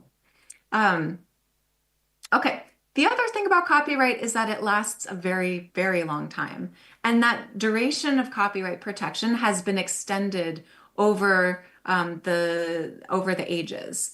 So in most countries now, copyright protection lasts for the duration of the creator or the author. We kind of use those terms interchangeably, plus an additional 50 years after their death. In the US, it's 70 years after their death. I know in Kenya, I think it's life of the author plus 50 years after their death, but in other countries it can be more. So we know, I think in Mexico, it's life of the author or creator plus an additional 100 years after their death. So a lot of times people start to wonder if copyright was meant to incentivize authors or creators to create something new, how can they be incentivized after they're dead? Which is a fair question. So what happens when copyright expires? After that very long period of time, life of the author plus an additional 50 years or 70 years or 100 years after their death, what happens? Well, work enters the public domain. So the public domain is considered this kind of vast pool of human knowledge and creativity, of facts and ideas, and all these creative works that no longer are restricted by copyright law. Our public domain is essential for the kind of innovation and creativity that we see in works today. We need a very robust and thriving public domain in order to innovate and grow and share and learn from the past. So works can enter the public domain not just by copyright expiring, but there are actually 4 different ways works can enter that kind of pool of creativity and knowledge without restrictions. Works can also enter if a creator dedicates their work to the public domain. And we'll show you a Creative Commons tool that allows for public domain dedication in a minute. Many of you are probably familiar with this already, or have applied CC0 already, but we'll go over this with the rest of our licenses in just a minute. So works can be, the copyright protection can be expired. A creator can dedicate their work to the public domain, or maybe works were not eligible for copyright in the first place. They weren't eligible for those restrictions of reuse that copyright provides from the beginning. So I mentioned facts and ideas. Those start in the public domain and they're always in the public domain.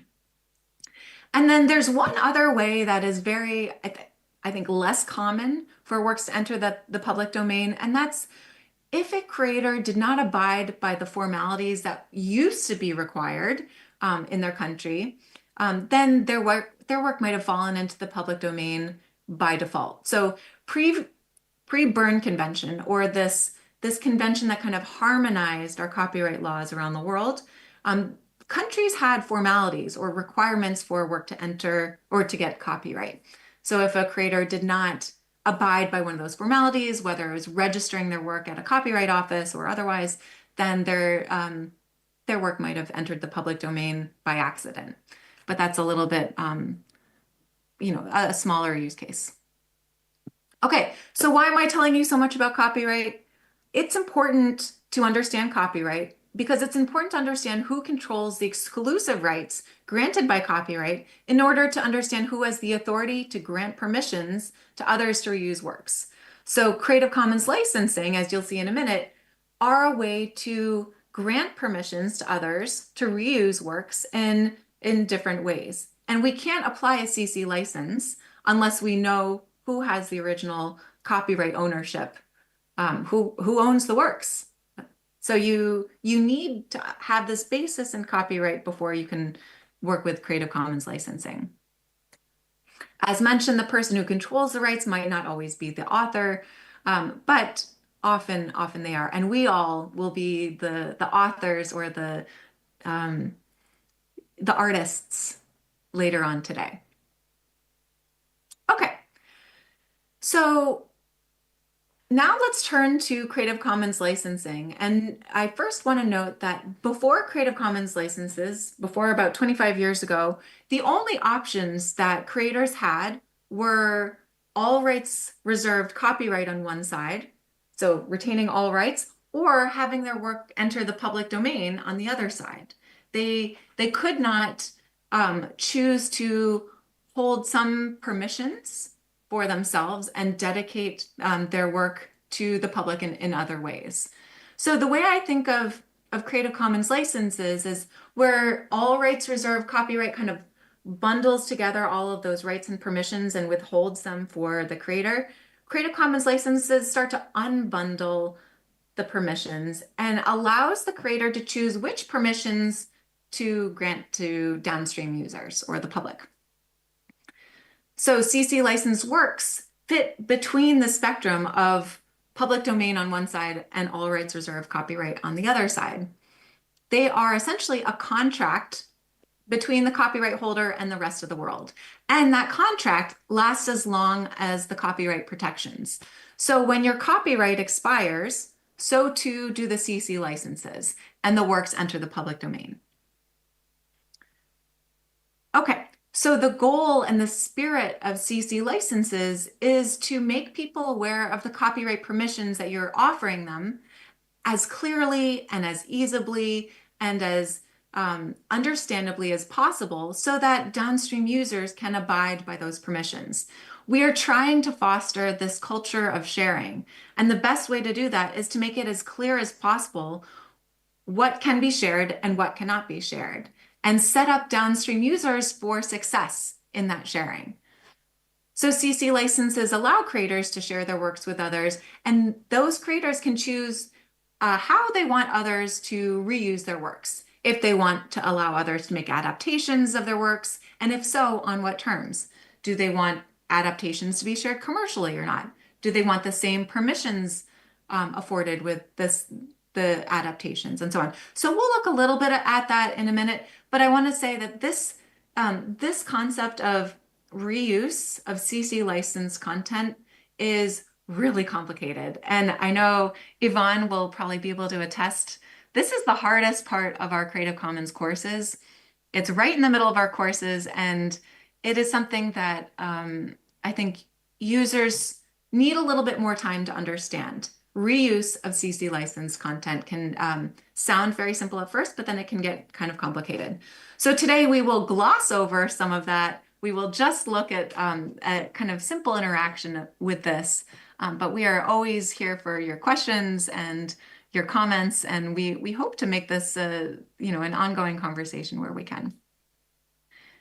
Okay, so actually I'm going to go back to the last slide and just note, you see a lot of different icons here on the right, and these are kind of stacked in a way that show that are meant to represent our licenses and tools. So we'll get into the licenses and tools in a second, but I just want you to take away from this slide that there is a kind of spectrum here.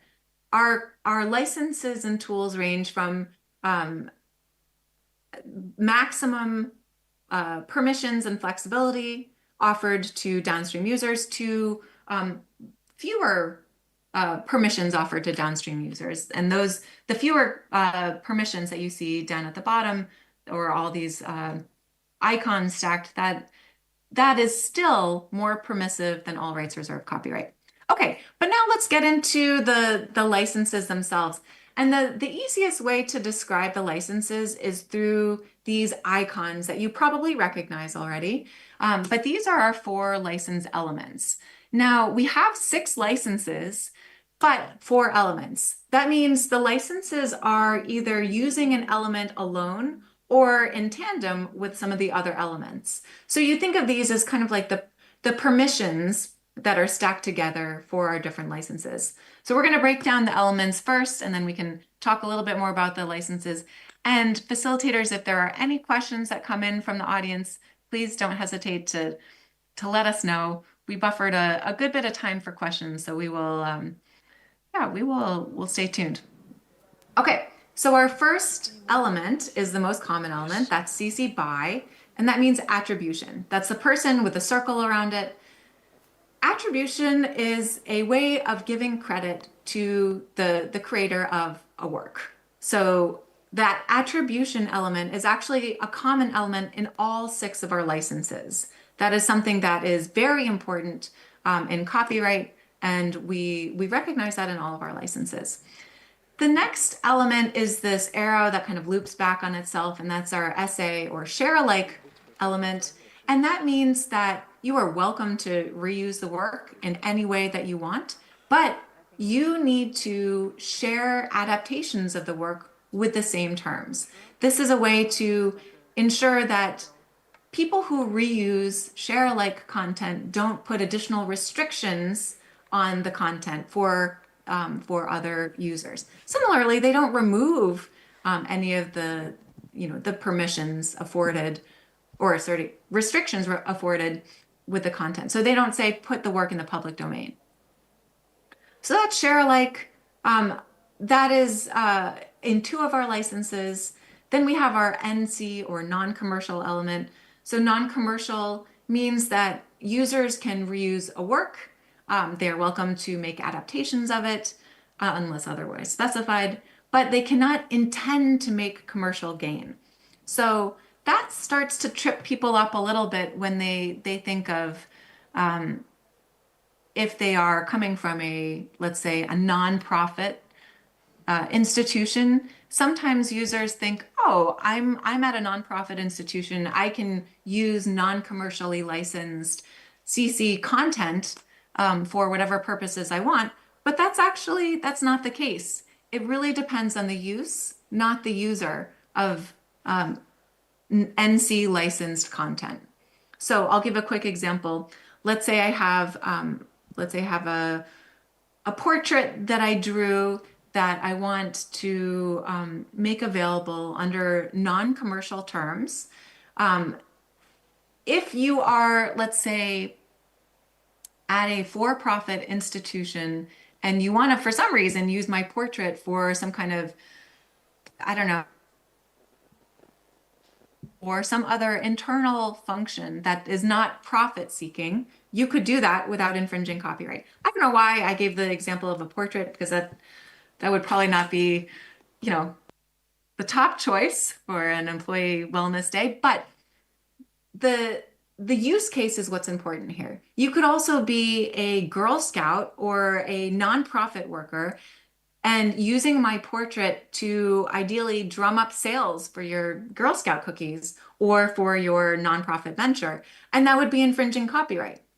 That would be using my non-commercial licensed portrait for commercial purposes, and that would be against the license terms. So really it comes down to the use case, not the user. Ideally, you are not intending for commercial gain when you use non-commercial licensed content. Okay, and that is, I think, on two of our licenses. Then we have our ND or no derivatives license. And this license means that no derivatives or adaptations are allowed to be shared.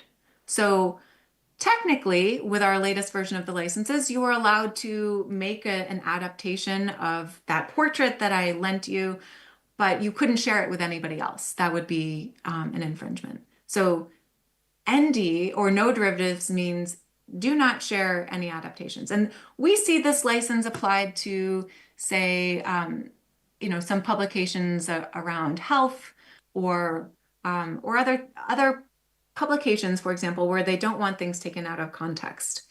So there are pros and cons of each of our licenses. They really depend on the user and the purpose with which the copyright holder is sharing the Creative Commons licensed content. Okay, pausing right there to see if there are any questions, and facilitators, not to put you on the spot, but if you see any questions coming in.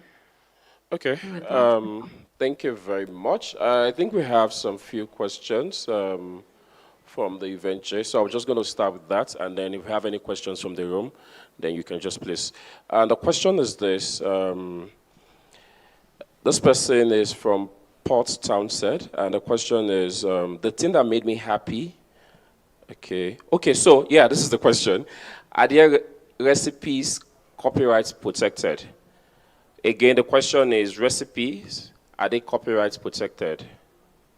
That is such a great question. So thank you for that. I love that question in particular because ages ago, I tried to create a digital recipe book that had some CC licensing to it. And the answer is yes, but it depends. So the actual recipe is like a set of directions, right? There's not enough original creative expression generally speaking, in a list of ingredients and the way you put them together. But let's say you have, your recipe blog and you describe the situation where you would use the muffins that you have a recipe for and how delicious they were and how they made you feel, or other creative expressions that are alongside the original recipe, then yes, that content could be copyrightable. That content could have a CC license associated. If you have some images that you share, so let's say you take a picture of the batter in the bowl, or you take a picture of yourself biting into a delicious muffin, that content can be copyrighted. But the actual list of ingredients and so on does not have enough originality to warrant copyright. I don't know, Brigitte, do you have anything to add to that? Yeah, I agree. It's a very good example. I would just add that sometimes the description and the creative expression are intertwined.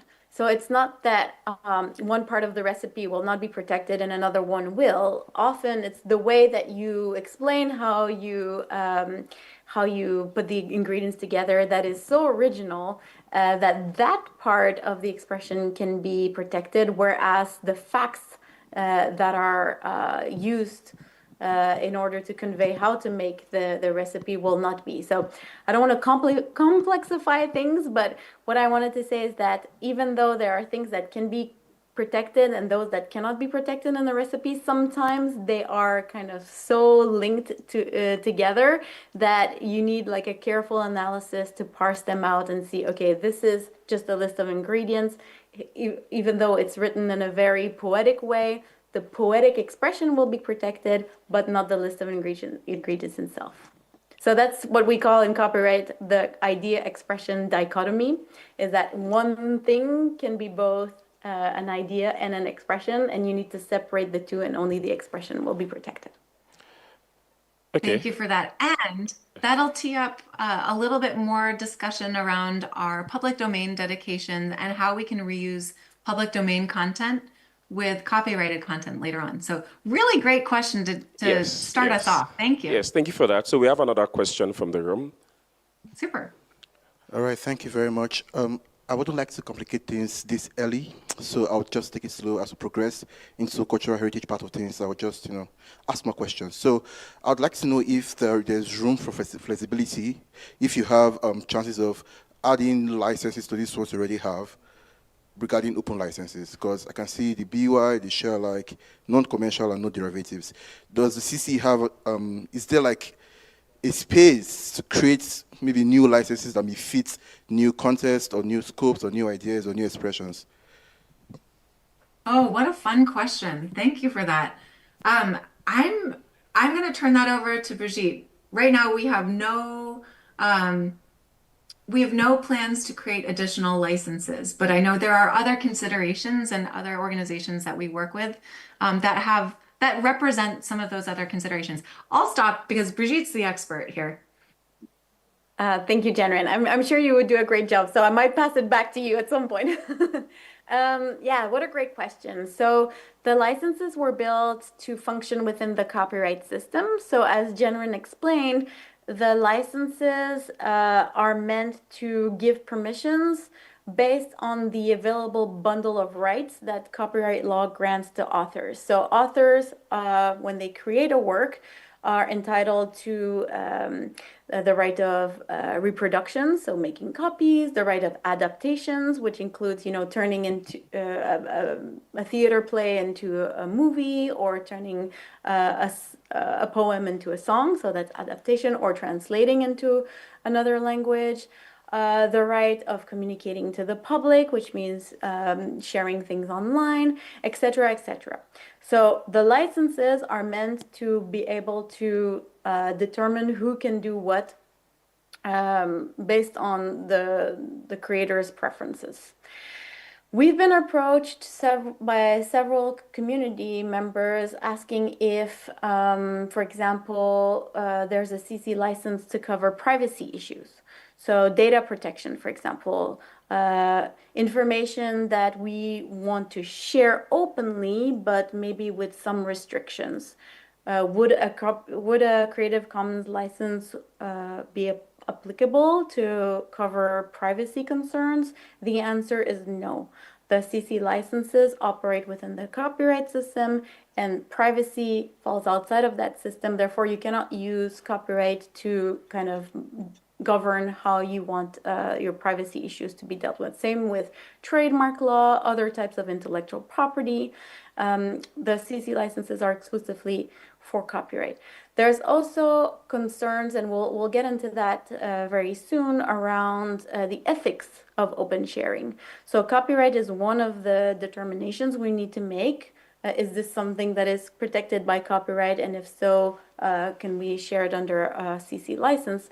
But sometimes there are ethical questions that we also need to ask ourselves. For example, is this suitable for public sharing at all? Does this contain, ancestral secrets that have been transmitted through the generations and are not meant to be shared beyond the community? Maybe a copyright license, an open license, is not judicious in order to do that. And a Creative Commons license also does not necessarily deal with elements of traditional knowledge or indigenous heritage. And we'll look into that a little bit later. But there are other tools, as Jenren mentioned, that can be used alongside the CC licenses to cater to these additional considerations. And in the case of indigenous heritage and knowledge, I'm thinking about the traditional knowledge labels by an organization called Local Context. And there's also some considerations around protecting vulnerable groups.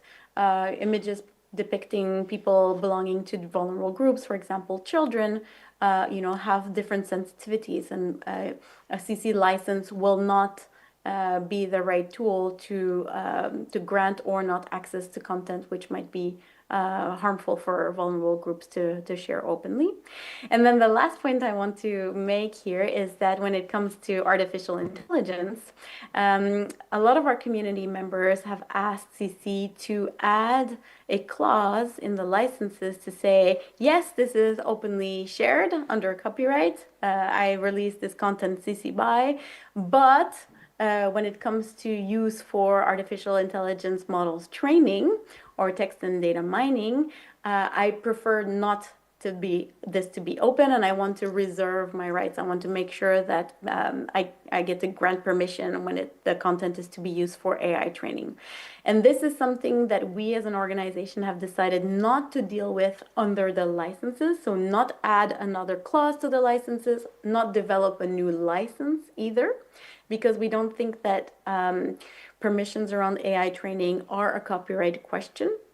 They are, but they cannot be solved through CC licensing. Therefore, we're creating something in parallel, which we call the CC signals. And CC signals, we don't intend on going into the details in this session, but we'll see where the conversation goes. I don't want to go too deep into this, but these are tools that can be used alongside the licenses, where the creator or the data steward of the content may want to share it openly under a CC license, but may want to share it under different conditions exclusively for AI training. And that's where those considerations or those other conditions can be laid out. They're called CC signals. And I'm happy to share the link and you can read further. And if we have more time at the end, we can go into more detail. But I'll pass it back to you, Jenren, if there's anything you want to add to this question. Thanks. No, I think that is great. I wanted to see if there were any other questions before we go on to public domain content. I think we can proceed for now. We don't have any more questions again. Okay, super. Well, love these questions. Keep percolating. Keep thinking about questions as we continue, because this is really, I think, the most fun part of these kinds of trainings and the crash courses is getting to know what's important to the audience. Okay. So we also, in addition to the 6 licenses, I shared the elements there. But in addition to the 6 licenses, there are 2 public domain tools that CC stewards. So there is our C with the slash through it.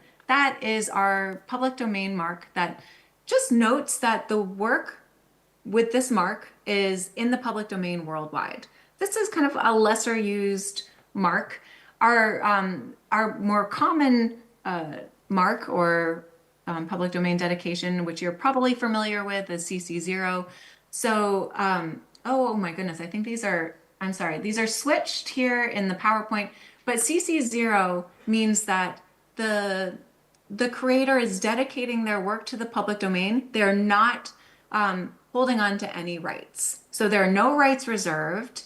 They, in as far as they're able to, are dedicating all of their copyright over a work to the public domain. The work is in the public domain and people are able to use it in any way they want. So I'm sorry, I think the text here got switched, but CC0 is our more prevalent tool that's used. I will note that I know at some point in the probably distant future, our legal team had been thinking about merging these two tools because the public domain mark, that C with a slash through it, is not really heavily used. I think we might be able to get everything we need out of CC0. So that is something that's on our legal team's horizon in the future, but for right now we have two public domain tools. I will note, and Brigitte can definitely speak to this more, there are authors' rights, or kind of these rights to still be associated with a work, so your reputation still be connected to a work that may not be waivable in some domains. So in those cases, the CC0 public domain tool functions more like a license there. Okay, so let's talk about how to actually use these licenses and tools. So we haven't actually showed you what it looks like to engage with applying a license on your work. I mean, I'm sure you all have done this a million times on Wikipedia, but you may not have tried out some of our different licenses or really thought through what considerations you might need based on the license that you want to apply outside of Wikipedia. So what I wanted to do was really quickly walk you through the chooser. I'm going to see if actually, you know what? I think I can do this. I'm going to post the chooser now that I'm in the chat here. And those of you who want to follow along with me, go ahead. The chooser is a really useful tool to ask you a few questions and then help you generate the license that you can literally copy and paste into your work. It's that easy. So let's just run through it together, or you can make your own decision separately. Do you know which license you need? For the sake of this practice, I'll say no. Do I want attribution? So do I want credit for the work that I'm getting? If I wanted my work to enter the public domain, I'd say no. Okay, I'm waiving all my rights. I understand that CC0, I understand the intended legal effect of CC0, and there we go. Here's the tool that would come up. So you can literally copy and paste this content onto your PowerPoint or at the footer of an image or what have you, and you've dedicated your work to the public domain. But let's say, for instance, that you actually do want credit for your work. You want to be known for maybe creating this mosaic or publishing that recipe book with some content that is interwoven with the actual ingredients list, and you want credit. Okay, so then the next question you have to answer is, do you want others to have commercial use over the content? Like, do you want them to be able to reuse your content and make commercial gain? Or do you want to be the only one to make commercial gain off of your recipe book? If I say yes, okay, it's going to ultimately generate a license with without the non-commercial clause restricting that commercial reuse. Do I want others to make derivative works? Yes or no? If I said no, I don't want people to make adaptations of this, then I have to confirm the licensing elements here, but let's say I say, yes, people can make derivative works off of my recipe book. I want them to translate it into 100 languages. Okay, so then sharing requirements. Yes. Confirm that you are the owner of the CC or of the content that you generated. So you are not, say, work for hire, where you don't own the copyright over the content that you create on your job. I have read and understood the terms of the license, and I also understand that CC licensing is not revocable. So as soon as you CC license a work, you are putting a contract out there in the world, essentially. It's not technically a contract, but you're essentially giving your work away in the world under these terms. While you can have a separate CC license for the content that you share later on, that makes things confusing, but you can't revoke the initial CC licensed material.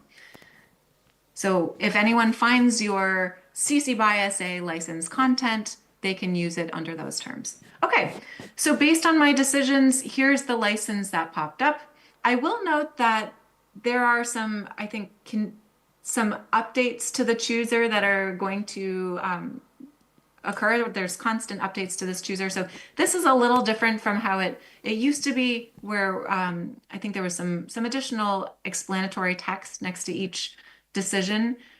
So you'll probably see some differences when you use it in the future. But again, this is a wonderful tool. You can see the content here that you need to copy and paste. You can also click on the license deed. So our licenses make it very easy to understand in very human readable terms what you are allowed to do. And with this, you can share work, copy and redistribute the material in any medium or format for any purpose, even commercially. You can adapt it, but you know the terms by which you can share the content. So you see the terms here. So our licenses have very understandable text for people like you and me. Most of us are probably not copyright lawyers. Brigitte can read the legal code. So this is where our licenses are interesting. They also offer the legalese, that is the code that is enforceable in court. So here you can see all of the in-depth terms and definitions and considerations and scope of the license that is enforceable in court. Okay, so let's go back. There's also the, let me just go back and back. Here we go. There's also code that you can add to your web editor so that your license can, be on your website. Okay, I want to pause here and just see if there are any questions about our chooser before adding in one additional plot twist. And then I realize we're running a little short on time, so we're gonna move on. Any questions? Okay, thank you, Jane. So are there any questions from the room? Okay, we have one from those joining virtually, and they're asking, would you discuss personality rights and model release? Has Creative Commons thought about creating a template for a model release? Is that fine? Did you get that? Thank you. Yeah, I'm looking at that question in the chat. I'm not familiar with model releases with that term. Brigitte, do you have any insight here? I'm guessing that this is referring to AI models and personality rights as in the context of creating deep fakes. This is what I'm guessing from the little context that I have, because I know that this is a concern that AI tools, AI models can be used to create images of people that can be highly resembling, what we call deep fakes. And this raises questions around personality rights, people having a right to their personality, to their image, to their likeness, and how they can protect that in the age of AI. This is not something that is covered by the CC licenses. So that's another example where this is not a copyright issue, therefore it falls outside of the scope of our licenses.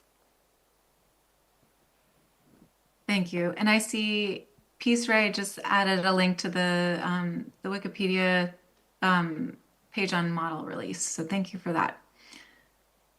Okay, so scope of CC licensing, remember these are tools that work within a very specific limited framework of copyright.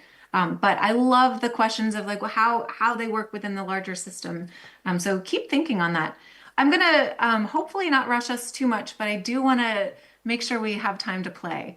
So the other element of the CC license chooser is thinking about what considerations you need to add to your licensing statement that you apply to your work to set up downstream users for success, right? We want to make sure that downstream users know not just what legal permissions are afforded with our licensed work, but we want to make sure they are able to abide by those permissions and give us attribution in the ways that we want.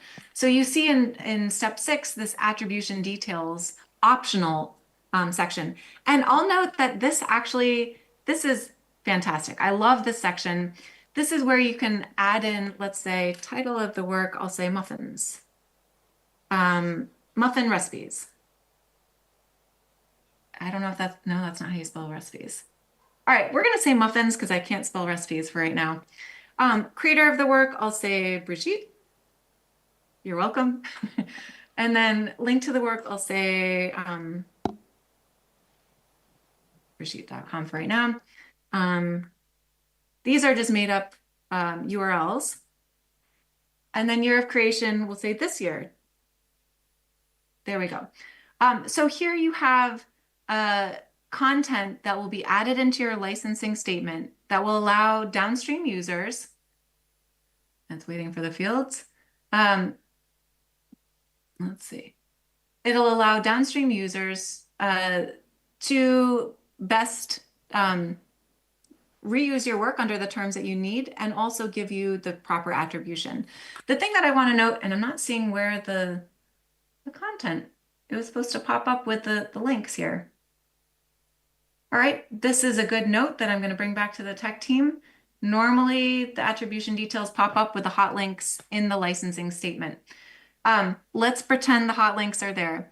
What we like to recommend to people when they are making a licensing statement or when they're attributing other CC licensed work is tassel.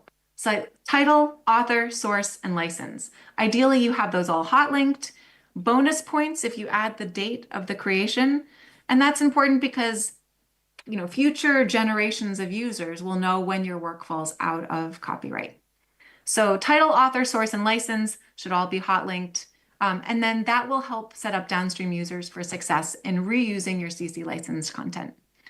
Okay, I'm going to stop talking there. I'm going to turn to any additional considerations that we want to keep in mind as we think about copyrighted works. We think about CC licensed works in cultural heritage in particular. So over to Brigitte. Thanks, Janrin. Yeah, so I'll be very quick, but we've gone through the copyright considerations. So determining the copyright status of the object is the first step in order to determine whether we can release it with a CC license or not.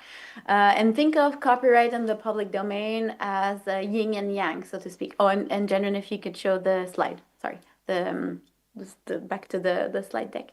So the copyright and public domain are like the yin and yang. So something cannot be both in copyright and in the public domain. It's either one or the other. And if it's under copyright, you can license it with a CC license. And if it's in the public domain, you cannot, because you cannot license rights that don't exist. So if something is in the public domain, what you can do is you can mark it with the public domain mark. And that's why this tool was invented. It's to clarify to the users that this is definitely in the public domain, and you communicate that very clearly. We know that there are no rights attached to it, public domain mark. But in order to use a CC license, the content needs to be in copyright. When it comes to museums, a lot of the works that they have in their collections are either in copyright or in the public domain, but most of the time the museums themselves are not the right holders, because when there's a transfer of property, let's say an artist sells a painting, there's not necessarily at least a transfer of copyright. So the artist keeps their copyright and the museum keeps the physical painting.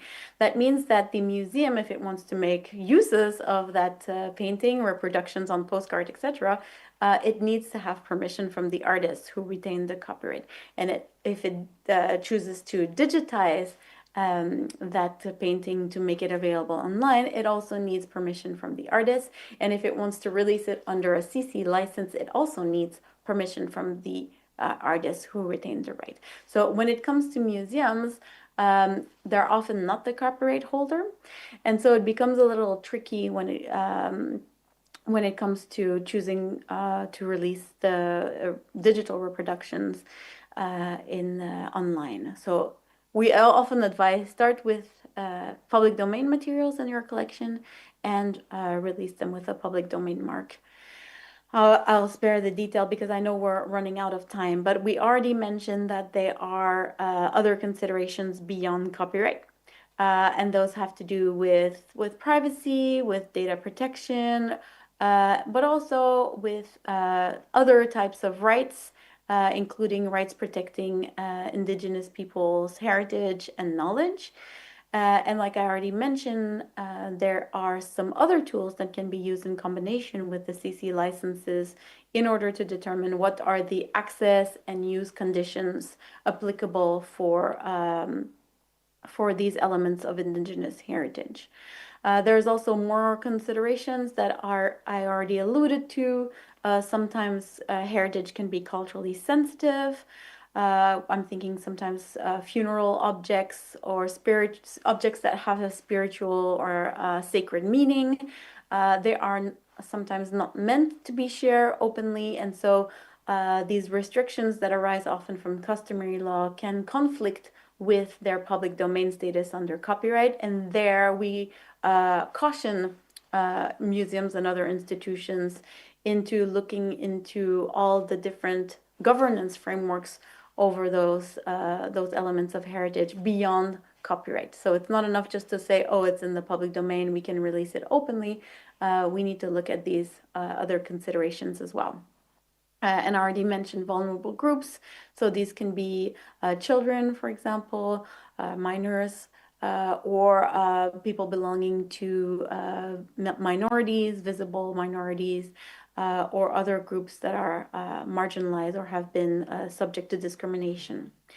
So these are things that we need to keep in mind. And I think I'll speed through and go to the next slide, just to give you some short takeaways from what we want you to remember, is that making culture and heritage openly accessible enables us to make it easier to be found online. When things are identified with a CC license or tool, it's easier to find them and reuse them openly.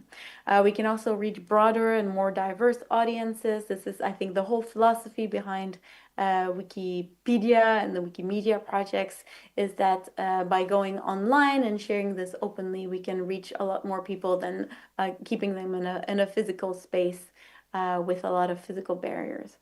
They can be preserved and safeguarded in digital form, because that's something that is often neglected, is that there cannot be meaningful preservation of heritage without access to heritage, because people need to be able to not only, know that it's there, stored somewhere, they need to be able to interact with it, and it needs to live all in our memories as well. And the heritage can also be used and reused with more legal certainty. When something is released with a CC license or tool, it's very clear what the conditions are, and people can go with a light heart and good conscience and reusing it, knowing that there is no risk of copyright infringement. And all of this has multiple knock-on benefits for society, for the cultural heritage institutions themselves that become more resilient and more relevant in the digital age. It can also lead to more vibrant research, more participatory education, because people are able to remix and interact and build upon that heritage in education and research. It only leads, talking too fast now. It also leads to more dynamic cultural creativity. As I mentioned, creators are able to remix existing heritage into their own fresh and novel ways. And finally, it can lead to more just, democratic, diverse, free, and equitable societies because when people are able to freely interpret and understand their past, they can enter into social and political dialogue that is well informed from trustworthy sources. So I'll hand back over to Jenrin for the most fun part of this session. Yay, thank you. Thank you so much. And folks, remember, feel free to ask questions at any time, even while we're doing this exercise. So what I wanted to do now is turn to this really wonderful project by the Library of Congress that allows us to explore hip hop, explore public domain archives, and create something new. So create some music together. So what we're going to do, let me see if I can just flip to it right here. I'm going to show you the website and I'll post the link in the main space so you can explore at your leisure. This is a project that I think innovation fellow brought into the Library of Congress created to help people better understand some of the history and cultural context of hip hop, as well as these really wonderful music archives that the Library of Congress has. So listeners can discover items in libraries' vast collections that they may not have ever known existed, but these are public domain collections. These are for us. They're at our disposal to work with and innovate on and so on. Okay, so this Citizen DJ project, you can read more about it. It has a whole host of really wonderful collections here. I'm going to just click on, I haven't tried this collection yet, but I'm going to click on a random collection here. All right, explore. And you'll see the collection is visually depicted here. I can drag my cursor over the different sounds and actually hear them. Hopefully folks can hear them as well. Let's see. A little weird. I'll play one of the particular song or sounds in context. Tom Waits and I. All right, so this one's more, more verbal. I'll switch to a different collection. We'll just try blues, and you'll be able to kind of choose your collection that you draw from. Here we are. I'll play in context.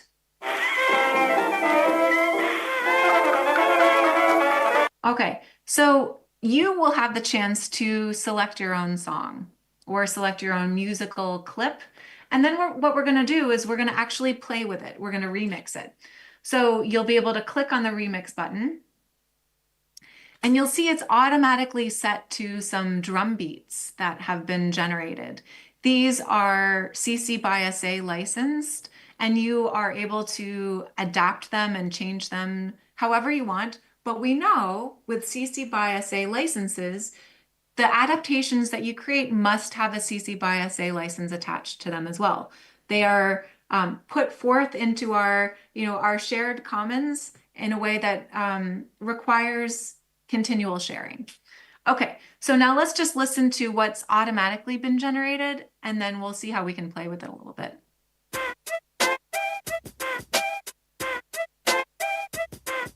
Okay, so I can speed up the beats per minute, I guess, BPM. I'm not a musician. I can slow it down. I can shuffle the item. I can also mute certain elements of the drum pattern or the clarinet and play with it. So what I want to do is leave us time to explore the collections, maybe make our own music, and when you come up with something that you like, all you have to do is share. So you press share right here and you get a link to the music that you've created. So the first step of our exercise, we're not even going to think about adding the licensing statement that we know is coming to our music. We're just going to share. So I'm going to copy and paste okay, there we go. What I just created in the chat here So you can see how easy it is. That is the first piece of music in our collection. Now I'm gonna stop talking, give you a little bit of time to play, and I'd love for folks who have a computer at their disposal to just explore this for the next 5 or so minutes. Play with the beats and generate your own music, and then post that link in the chat space, and we'll see what collection emerges. And then, as we have time, we'll start to work with the licensing statements that we need, and I'll do a little bit more on that. Sound good? Hopefully, folks can. Okay. Hopefully, folks can just start to play a little bit.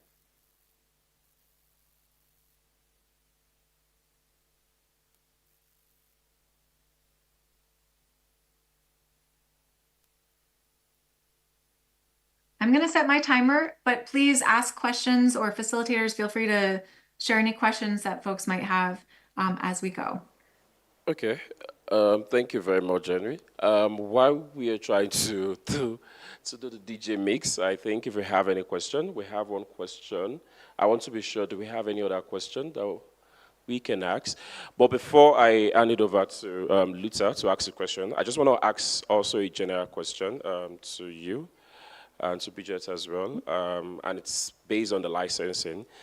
I happen to lead projects back in Lagos, Nigeria. We're currently working with various government institutions in Nigeria.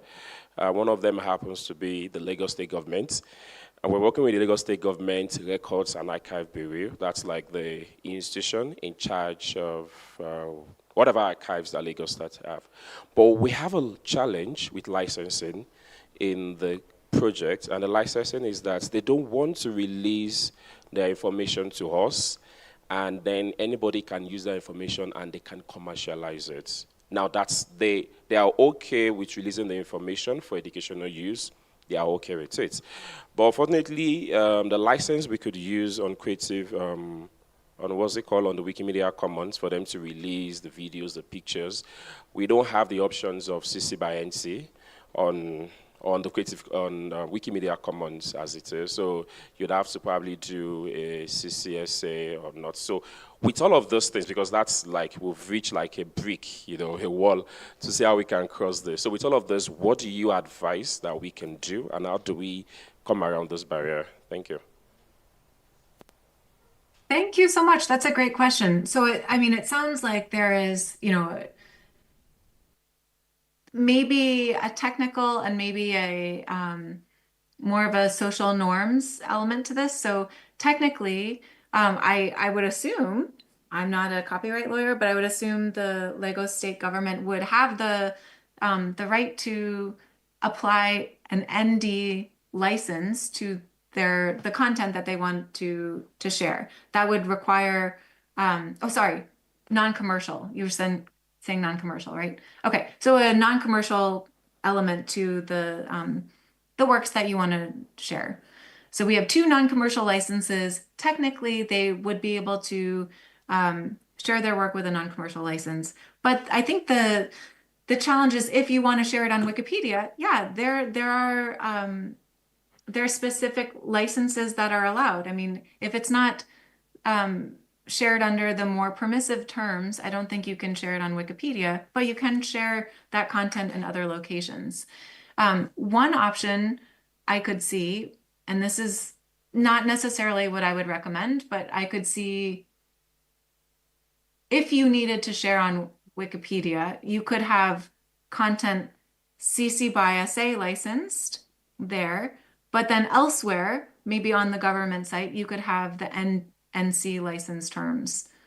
That's not recommended. It's going to make things confusing for people. Whoever sees content on Wikipedia can use it under those terms. So that's why I'm saying there's like a technical solution, but really I think the challenge is more of the kind of the social norms option. They don't want their work to be used commercially by others. So yeah, that kind of restricts the places that they can share their work and the terms by which they can share their work. Brigitte, anything to add? I'm wondering if I'm I forgetting it. would, no, I think you covered it. There's an option to share it elsewhere, but as Jenren said, people are always allowed to use it under the most permissive term. And maybe it's worth going into a conversation as to why they don't want it to be used for commercial purposes. What is the likelihood that it's actually used for commercial purposes by others? And if so, if there are other ways to kind of incentivize a return to the archive, so that is not necessarily based on copyright, but if the archive could enter into some partnerships, if commercial entities want to use the content and share some of the benefits back with the archive. So I think we need to think a little bit outside the box here, that if the NC license is not an option, what hides behind this reluctance to share for commercial purposes, and what are some of the ways that this can be then reconciled with free and open sharing on Wikimedia Commons? And I realize that we're almost out of time, right? Yeah, I think we have 6 minutes left. So I see one other question in the chat space. That'll be easy to address, but if anybody is willing to share I'm going to stop my timer actually, willing to share the mixes that they created, we would love to see them in the chat, and I'm happy to play them in this presentation. Okay, in the meantime, I'll take the question that I see posted. Thanks for the outstanding work and presentation. Thank you. And sorry I joined late, no problem. If we're giving a talk at a technical conference and insert a photo into our PowerPoint, how exactly do we need to cite the CC reference? Or if it's online, pick. There are usually two options under insert photo, online or CC. Thank you. Thank you so much for that question. So CC licenses are really easy to use, and while there are no legal requirements on placement for the CC licenses, we definitely recommend you making it as clear and as easy to downstream users as possible. So having a caption next to the photo that you used to note the permissions with which you're sharing the photo is really recommended. So if you have a PowerPoint with, a photo in the beginning, having that, just a line at the bottom of the photograph that tells the permissions that are afforded to downstream users for reusing the photo is best. I'm actually going to pull up our PowerPoint again and just see if I can give you an example. Okay, let's see. Here we are. Okay. I know we have some. Yeah, while you're trying to do that, sorry, Jeremy, we have one last question from the room. Yeah, so I just wanted you to note that. Okay, great. I will take that right after this one. Okay, so here you see we have a public domain photo that's been turned into a GIF. This was, so as we know, there are no copyright restrictions associated with public domain content. So this has more information than is required about the photo. But here you see an example where we just added the content right under the photo. Okay, let me stop sharing and we'll turn to the next question. I will also note some people like to have an attribution statement of all the works that they used at the end or at the beginning of PowerPoints. That also works. Okay, let's see if there are any other questions. All right, the next Go question. ahead. I'm here in the hall. Okay.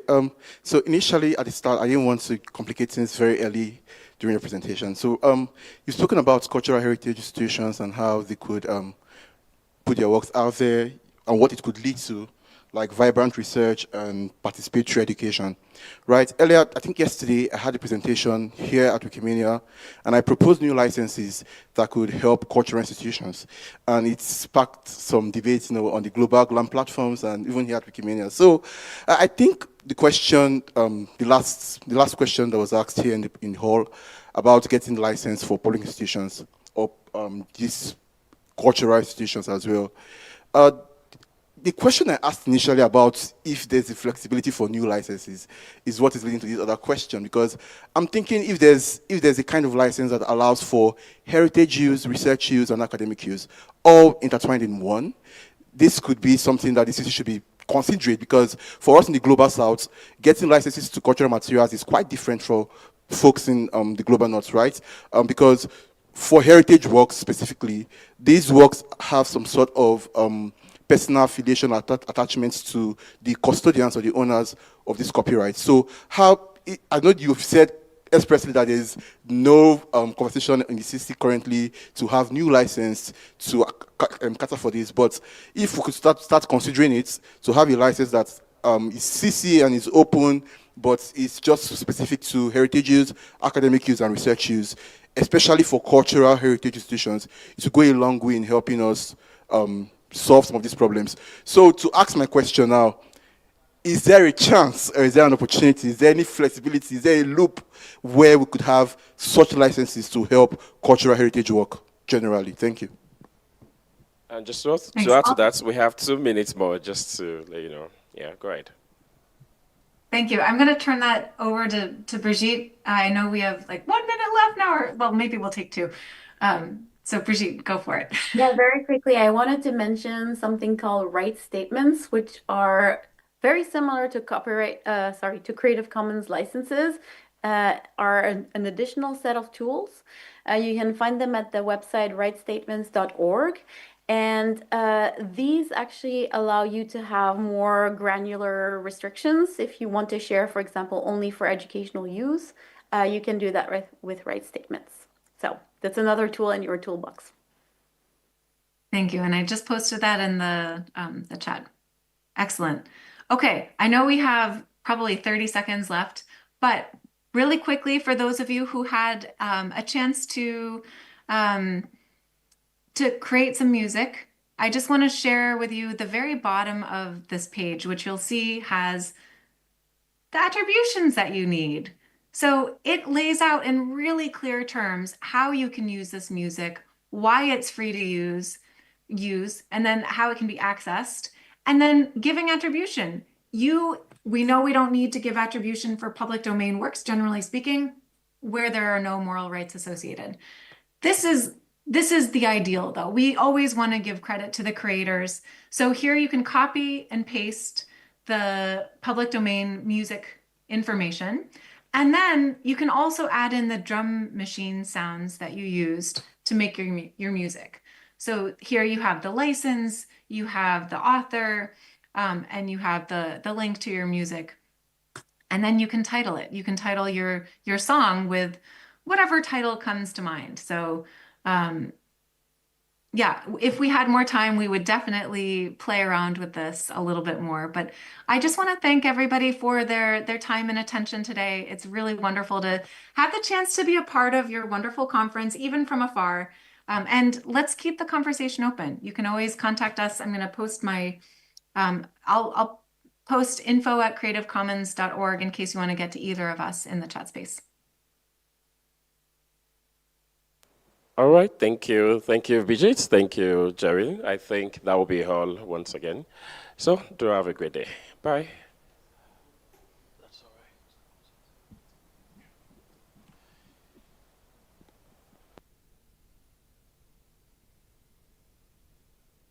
Thank you so much.